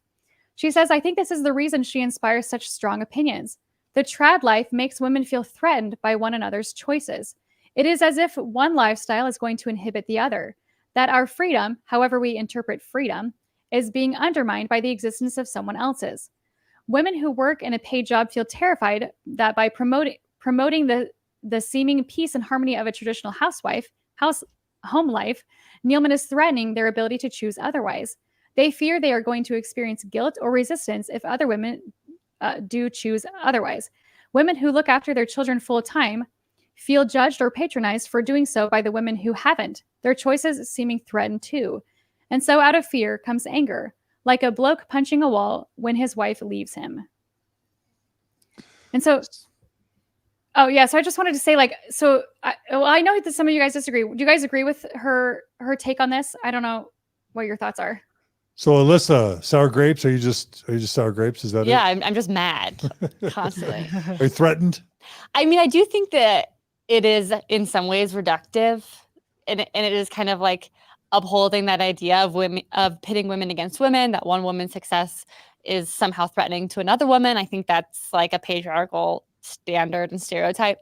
And at the same time, like, I do think, unfortunately, the way that like women are politicized, there is a way that, at least the way that people view women, and like we've said before about kind of keeping them very binary, that it can be difficult for men, I guess, Mormon men especially, to be able to respect women making different choices. So it is complicated. Celeste, how about you? Are you threatened, terrified, and experiencing guilt over this article? That part, it's a little annoying to me that she's painting it out to be like this even thing of like, oh yeah, stay-at-home moms are, attacked and bothered, and working women are attacked and bothered. And it's like, no, for centuries, women have been put in this teensy tiny little box that's very much, there's like currently politically, we're still trying to be put back in that with the taking away of abortion and with the birth control national debate. It's like I feel like we have good reason to get a little uppity when we see this stuff online. It feels like we're trying to like go back in your 1950s box, women, where I feel like the reverse isn't quite so true. Like there's not legislation that like you must work, women, or like we're like, I don't know. I feel like the attack isn't quite so equal in terms of taking away women's right to choose one way or the other. I feel like we have pretty good reason to feel a little threatened or a little nervous when this kind of messaging that like women should be happy in their cage, women were meant to be in their cage. This is the right way to live. This is God's way that he wants you to live. I feel like there's good reason why we get a little nervous about that messaging, because it's been a very real threat in the past. And it's a very real threat currently to women's equality. Sammy? I thought the author was dead on with that whole segment. I think she's a British journalist. So in Britain, like that seems what she's writing about there feels like very true to the way the discourse is at the point it's at in England, which is like a lot of women, like probably for economic reasons and because it's just not as much of a cultural norm to be a stay-at-home mum, like they aren't stay-at-home mums, and they maybe feel a little bit of guilt about that, or like sometimes, and that for the average English woman looking at Ballerina Farm, their instant reaction is just going to be like, well, that's totally unrealistic. Like, it's not realistic for a woman to be able to do that. Like, that's going to be, all the English women I know, that's going to be like their instant reaction to Ballerina Farm. So she's not writing through the lens, like she's not talking about people like us, I feel, when she's writing that. She's talking about kind of just like on a mass scale, just the fact that like humans, and especially women who have been conditioned to like, you know, be in certain boxes and to view each other as competition, and like that's all been present in most of our upbringing. Like, we humans tend to resent people who don't or can't follow the like frameworks or blueprints for life that we ourselves feel like we must follow. So like for the average British woman looking at Ballerina Farm, they're like, I could never afford to do that. It would never be possible for me to do that. Like blah, blah, blah, blah, blah, blah, blah, blah. So I feel like, again, I don't feel like that is like the author claiming that like this discussion we're having here just simply comes from, like, she's not talking about us when she's saying that Hannah inspires this kind of, you know, like fear response. She's talking about the women that maybe feel a bit guilty that they're not stay-at-home mums, because like that's more normal in England than, whereas here, you guys have all got the messaging that you absolutely should be a stay-at-home mum. But in England, it's almost more looked down upon to be a stay-at-home mum than it is to be a working mum. So I think that's maybe like the context difference that we had. Because when I read that, I was just like, yeah, like that's true. She's talking about projection that happens constantly when, you know, we encounter women like that. Got it. Did you want anything, Julia? Oh, like, well, for my thoughts, when I read that, I was thinking like, when I read that whole article, I just worried about Hannah. Like I know that we have her video that she came out with where she responds to this article. But I, you know, reading it, like, is this really what you want? Are you really achieving your goals? Like you want to be a ballerina, you wanted to do these, like, I'm glad she's doing the Mrs. America pageants, but like, I just worry that she's not having the most fulfillment in her life that she could have. And like, they have every means for her to have what she wants. They have the money, they have the means, like they have people that can take care of the kids, I think. But like, I just worry about her. And I think other people were concerned too, especially when they're like, you know, send her to Greece, you know, she deserves to go there. So like, yes, I think that's an interesting perspective about this author and then the culture in Europe and how that's a little bit different. And then like the commentary you made, Celeste, where like women have fighting for these rights. We've been fighting for the right to have equal pay. We've been fighting for the right to be in the workplace, to work longer hours or whatever. Like, women have fought really hard for these things. And then so maybe it is a little bit threatening to see a woman who's making a different decision. And then, you know, they have certain lawmakers that are even trying to push that's the norm. Anyway, so yeah, I just thought that was an interesting take that this author had. Yeah. Well, speaking of her response, I thought it was interesting, and Julia, you've got a slide on this, that apparently Hannah and maybe her husband respond, and the article is Ballerina Farm sets the record straight. We are co-parents, co-CEOs. And then they followed up with the video. Is that right? Do you want to set this up, Julia? Well, so the Deseret News article, what they're doing is they're just summarizing. To what I can read from it, they're basically just summarizing this video. You know, they reference the video at the front, and then they're just quoting her throughout, and she's setting the record straight on a lot of it. So if we just play the video, I feel like that will do well. That will work. All right, let's play it. A couple of weeks ago, we had a reporter come into our home to learn more about our family and business. We thought the interview went really well, very similar to the dozens of interviews we had done in recent memory. We were taken back, however, when we saw the printed article, which shocked us and shocked the world by being an attack on our family and my marriage, portraying me as oppressed, with my husband being the culprit. This couldn't be further from the truth. Nothing we said in the interview implied this conclusion, which leads me to believe the angle taken was predetermined. For Daniel and I, our priority in life is God and family. Everything else comes second. The greatest day of my life was when Daniel and I were married 13 years ago. Together, we have built a business from scratch. We've brought 8 children into this world and have prioritized our marriage all along the way. We are co-parents, co-CEOs, co-diaper changers, kitchen cleaners, and decision makers. We are one, and I love him more today than I did 13 years ago. We have many dreams still to accomplish. We aren't done having babies. We are excited for our new farm store to open, and I can't wait to see what the future holds for the rest of it. But for now, I'm doing what I love most, being a mother, wife, a businesswoman, a farmer, a lover of Jesus, and making meals from scratch. So, like, before we have any critical responses to that, how can we affirm and take her at her word for what she's saying? Alyssa? I mean, I think at the base, like, we want to believe what she's telling us. I'm glad that she put out a statement or a video being able to explain her side. And I believe her when she says that she feels fulfilled by mothering, by cooking from scratch, by farming. I do not disagree with that. And I'm glad that she is in a position where she is happy and that she can tell us that she's happy doing those things. Sammy? Yeah, I believe she's earnest in saying all that stuff. And maybe all of the things that the journalist picked up on and that we read were all just a bunch of miscommunications. You know, maybe the journalist didn't pick up on the true vibe of their dynamic, or, you know, it's just this giant misunderstanding. But like, typically what we read in the article would be like considered yellow or red flags for like coercion. And, you know, I think she's also just not aware of like the stark difference that like the way a British journalist is going to be receiving the stuff she's seeing versus maybe even just simply the American journalist she's used to interacting with. Like she said that in that video, like the things that come first for us is God and family. And it's like, well, what does God mean to you? It means the Mormon church. The Mormon church is a patriarchal church. We've spent this stream going through all of the quotes that church leaders have said that are like just profoundly sexist and like put men in a position of authority over women. And then we saw evidence of that playing out in their relationship in the article. And like, we see things that make us like deeply uncomfortable, like with the egg apron where he's like, you're welcome. And she's like performing for him, even though she's clearly experiencing disappointment. She's like immediately suppressing that feeling.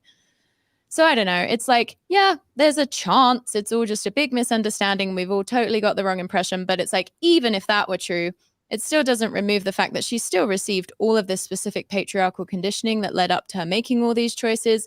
And it still doesn't take away from the fact that like, we can't be just ignoring like the kind of flags we saw in that article, because even if this is a crazy example of misunderstanding, in most cases, when we read something like that, it is going to be indicative of something that is really, really troubling.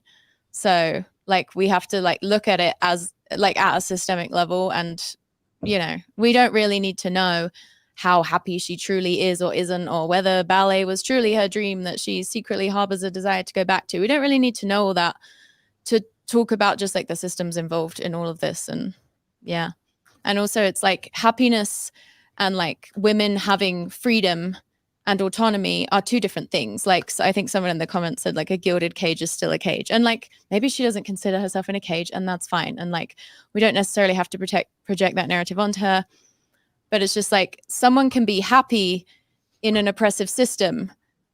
And that doesn't mean that it's not still worth talking about that system and how we're seeing it play out. Like feminism isn't necessarily about happiness. Like, it's about women having freedom and the ability to choose and like true autonomy.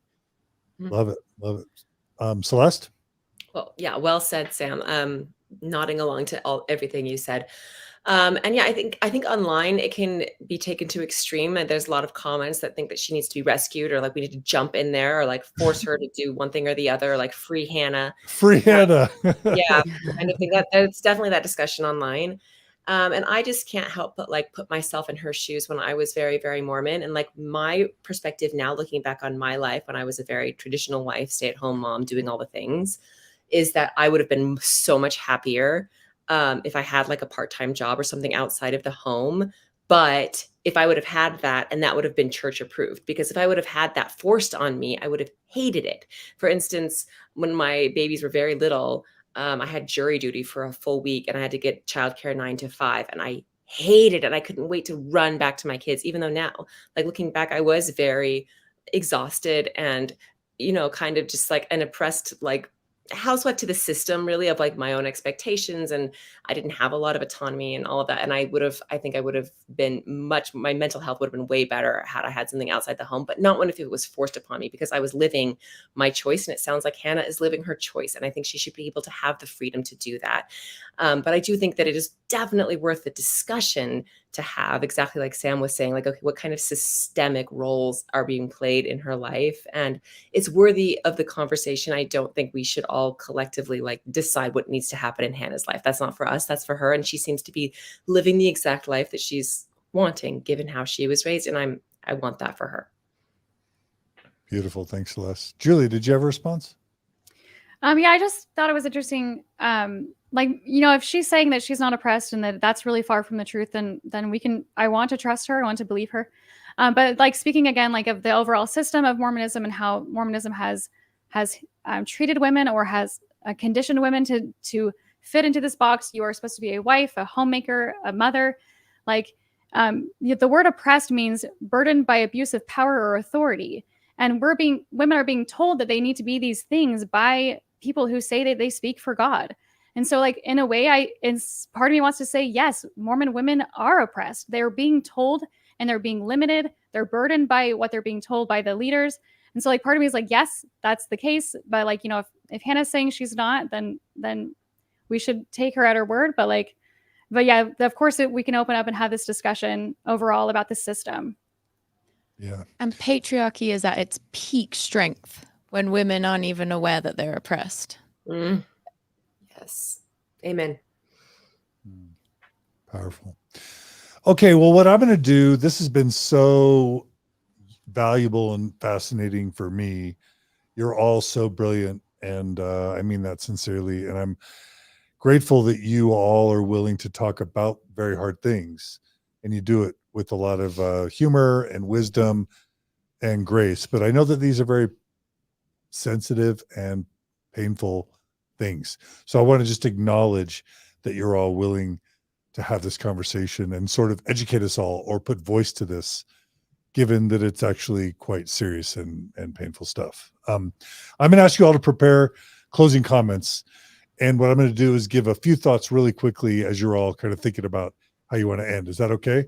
And I'll just share, I believe, let's just say we all agree that Hannah's happy. She's made the choices she wants, and it's going to end fabulously for her.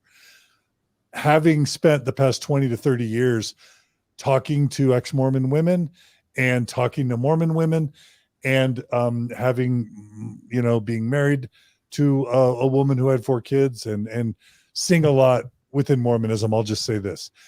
I'm worried when she says, we're doing this because we put God and the church first, or God and the family, but it's really God.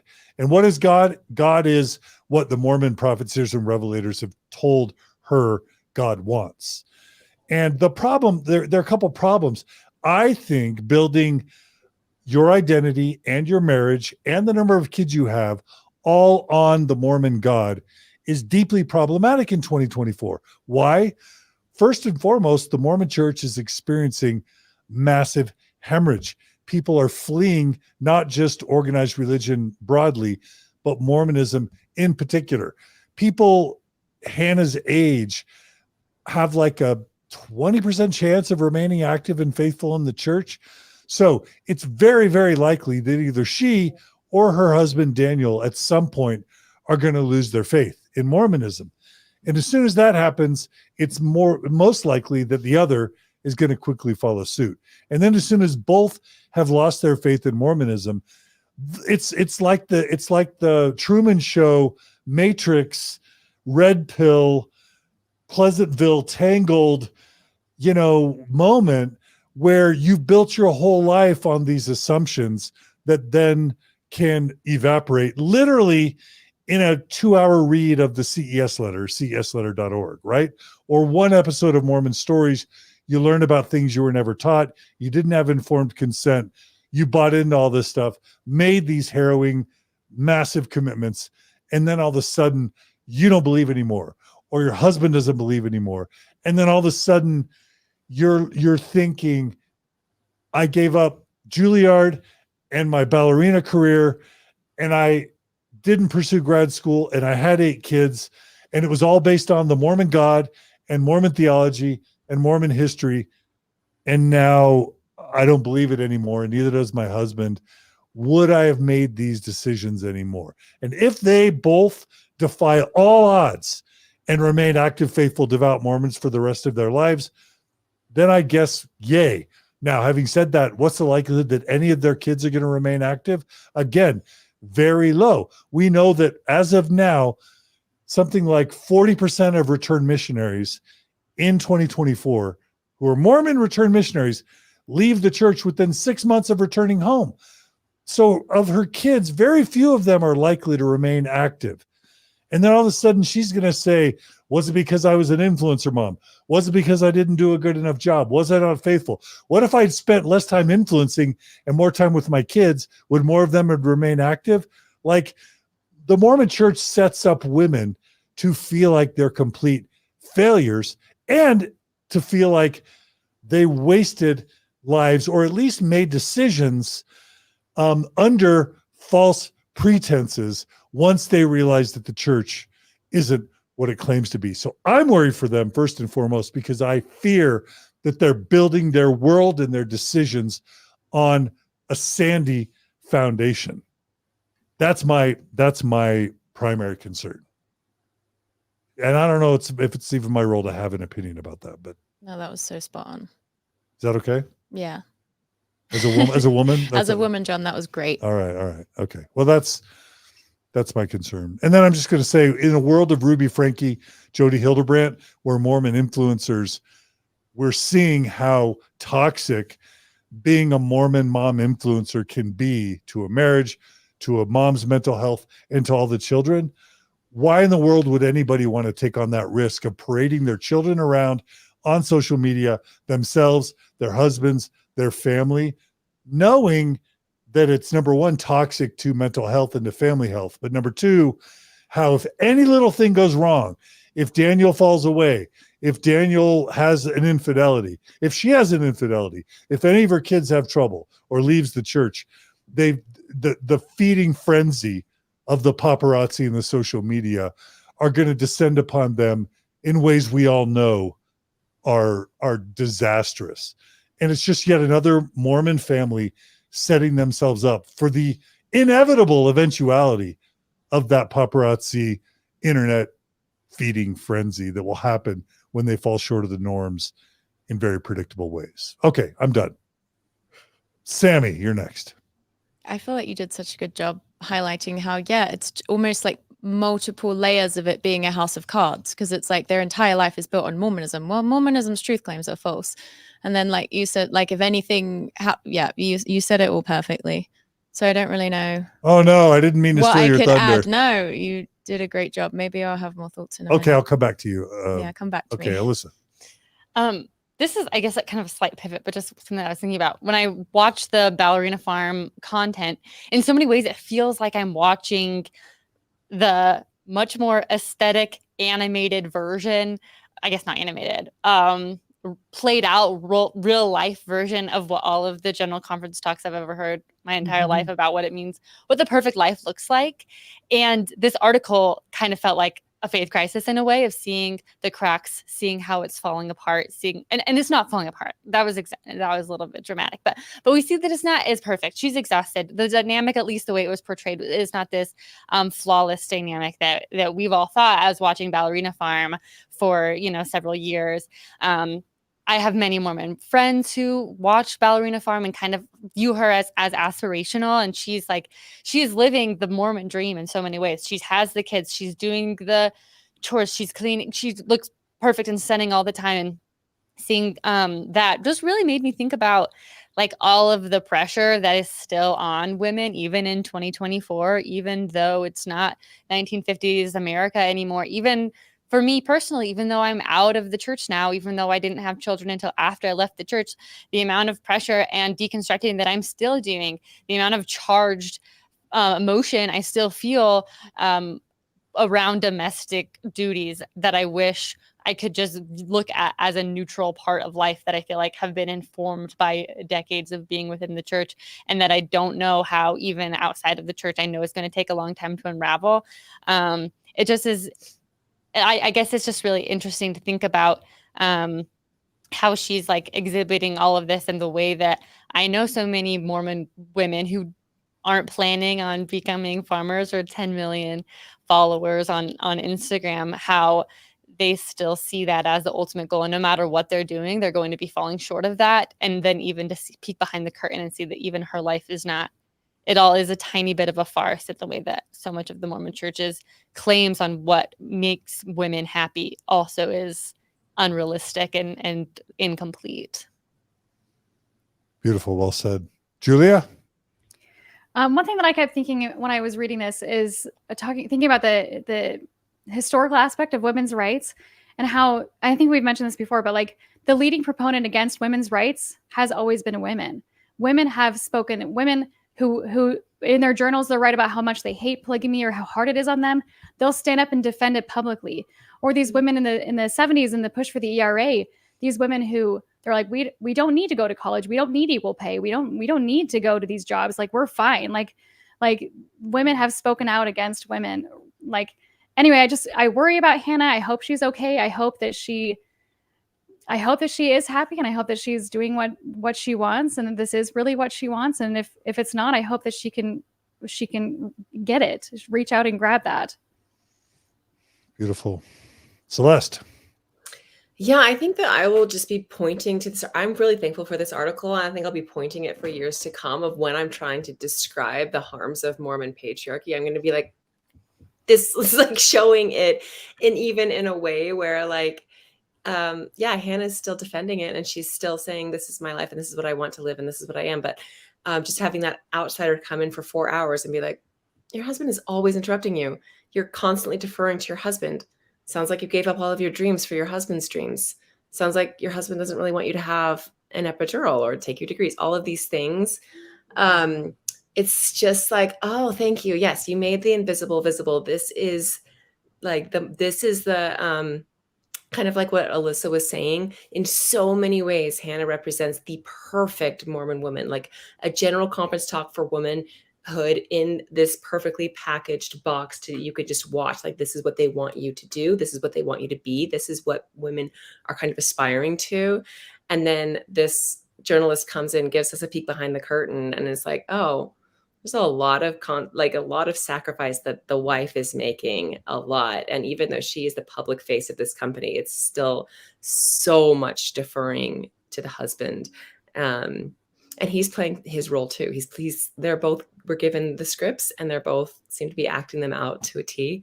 So anyway, I'm thankful for the article. I'm thankful for the discussion it's bringing up. I think it's a worthwhile discussion. I do, like Julia, wish Hannah all the happiness, but it is hard not to see the kind of puppet strings of Mormon patriarchy behind the scenes. Brilliant. Thanks, Celeste. Sammy, you got a thought? Hey, I've been aggressively nodding at everything everyone just said. The only final thought I have to say is I've been coaching ex-Mormon women for almost 5 years now as they're navigating faith transitions.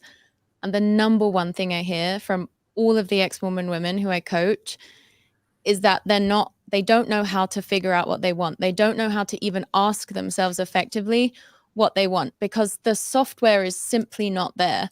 And most of those women are like Hannah, not in the sense that they're like married to the son of a billionaire, but all of them say that at the time when they were in the church, when they believed its truth claims were true, they felt happy, they felt fulfilled. I mean, there were these things that peaked out that they kind of pushed down. It's not all sunshine and roses, but generally speaking, they would have probably described their life and their like fulfillment in it the way that Hannah does. And as you articulated perfectly, that's like scary for me to think about when looking at Hannah, because at any point she could encounter information that like thoroughly disproves the religion that she has made all her life decisions because of. So once again, as we said at the start, like Hannah is just like a symbol for like these larger cultural phenomena and like things that are playing out. But something that I am like very, very confident in is the fact that Mormon women are not trained to be good at knowing what they want or asking themselves what they want. Like it takes women, it can take them like years of conscious effort after leaving the church to get good at like figuring out what they want. It's not, even once you realize Mormonism is false, it's like you said, it takes like years to deconstruct all of that.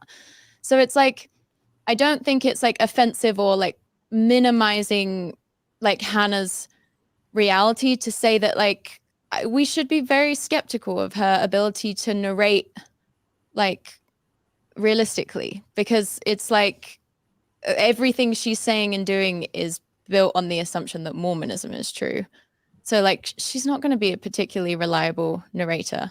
So all we can do is look to her as a symbol and like have her spark this kind of discourse. And she's put herself forward to be that. So it's not, this isn't some like private person that we're just like going in on and like exposing the private life of. Like she chose to meet with this reporter. She chose to be a content creator.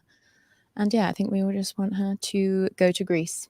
Yes. Yes, Greece for Hannah. Greece for Hannah, 2024. That's a hashtag. I'll go with you, girl. Take me to Greece with you. Are we going to Greece? Yeah. I do think to be a Mormon mom in 2024 is a setup for failure. You're pretty much set up to fail. Either you're going to lose your faith, your husband going to lose his faith, your kids are going to leave the church, they're not going to go on missions, you're going to feel like a failure, you're not going to have a career, and you're going to be looking at the end of your life saying, what did I do? And you will have never been given all the information to have ever been made an informed decision from the begin with. Undue pressure would have been applied to you to lead to you making all of those decisions. That was another thing I meant to say. Obviously, leaving Mormonism is hard for everyone, but in my experience, I feel like the grief that ex-Mormon women feel is typically like greater than the grief ex-Mormon men feel. Because for women, it's not just the grief of like, oh, I devote my whole life to this church. It's like on top of that, the ways that they sacrificed all these parts of themselves. Yeah. And that's why the egg apron video was significant, because you're seeing her like sacrifice her own like authentic emotional expression in that moment to be pleasing to her husband, who's kind of being a little bit rude to her, you know, like, you're welcome. So it's like it's happening at every single level. And that's what the journalist is able to observe in a way that, like, you know, when for Hannah and Daniel, they've swum in those waters their whole life. How could they? But a journalist is coming in and seeing all of these things that to them are just nothing. Yeah. And there you go. Beautiful. Well, each of you are doing amazing, cool things in the world. So I want to end by each of you having a chance to kind of plug what you're doing and how people can follow you. And Alyssa, I don't even know, are you publishing your writings at all? I sure am. Yeah. Where can people just at, follow? At various places. I'm submitting to a few things right now. I think the most recent one was actually in February, but I'm excited about that one. So go read is an essay called Freeing Lucy by Alyssa Whitbeck, published in the magazine called Mayday. That's about kind of like a connection between Mormonism and current, contemporary, and historical. And I have a couple other essays that I've published in various places that you can find. I guess you can look at my link tree on Instagram at Alyssa Whitbeck. Oh, Alyssa Whitbeck. Alyssa Whitbeck on Instagram. Liz Likes Words on TikTok. So you have a great TikTok channel. Thank you. LYS. Liz Likes Words. Yes. Okay, so they can follow you there. All right, Sammy. Yeah, I'm on Zelf on the Shelf on YouTube, TikTok, Instagram. We're also reading Tennis Shoes Among the Nephites on Patreon, so that's a fun adventure.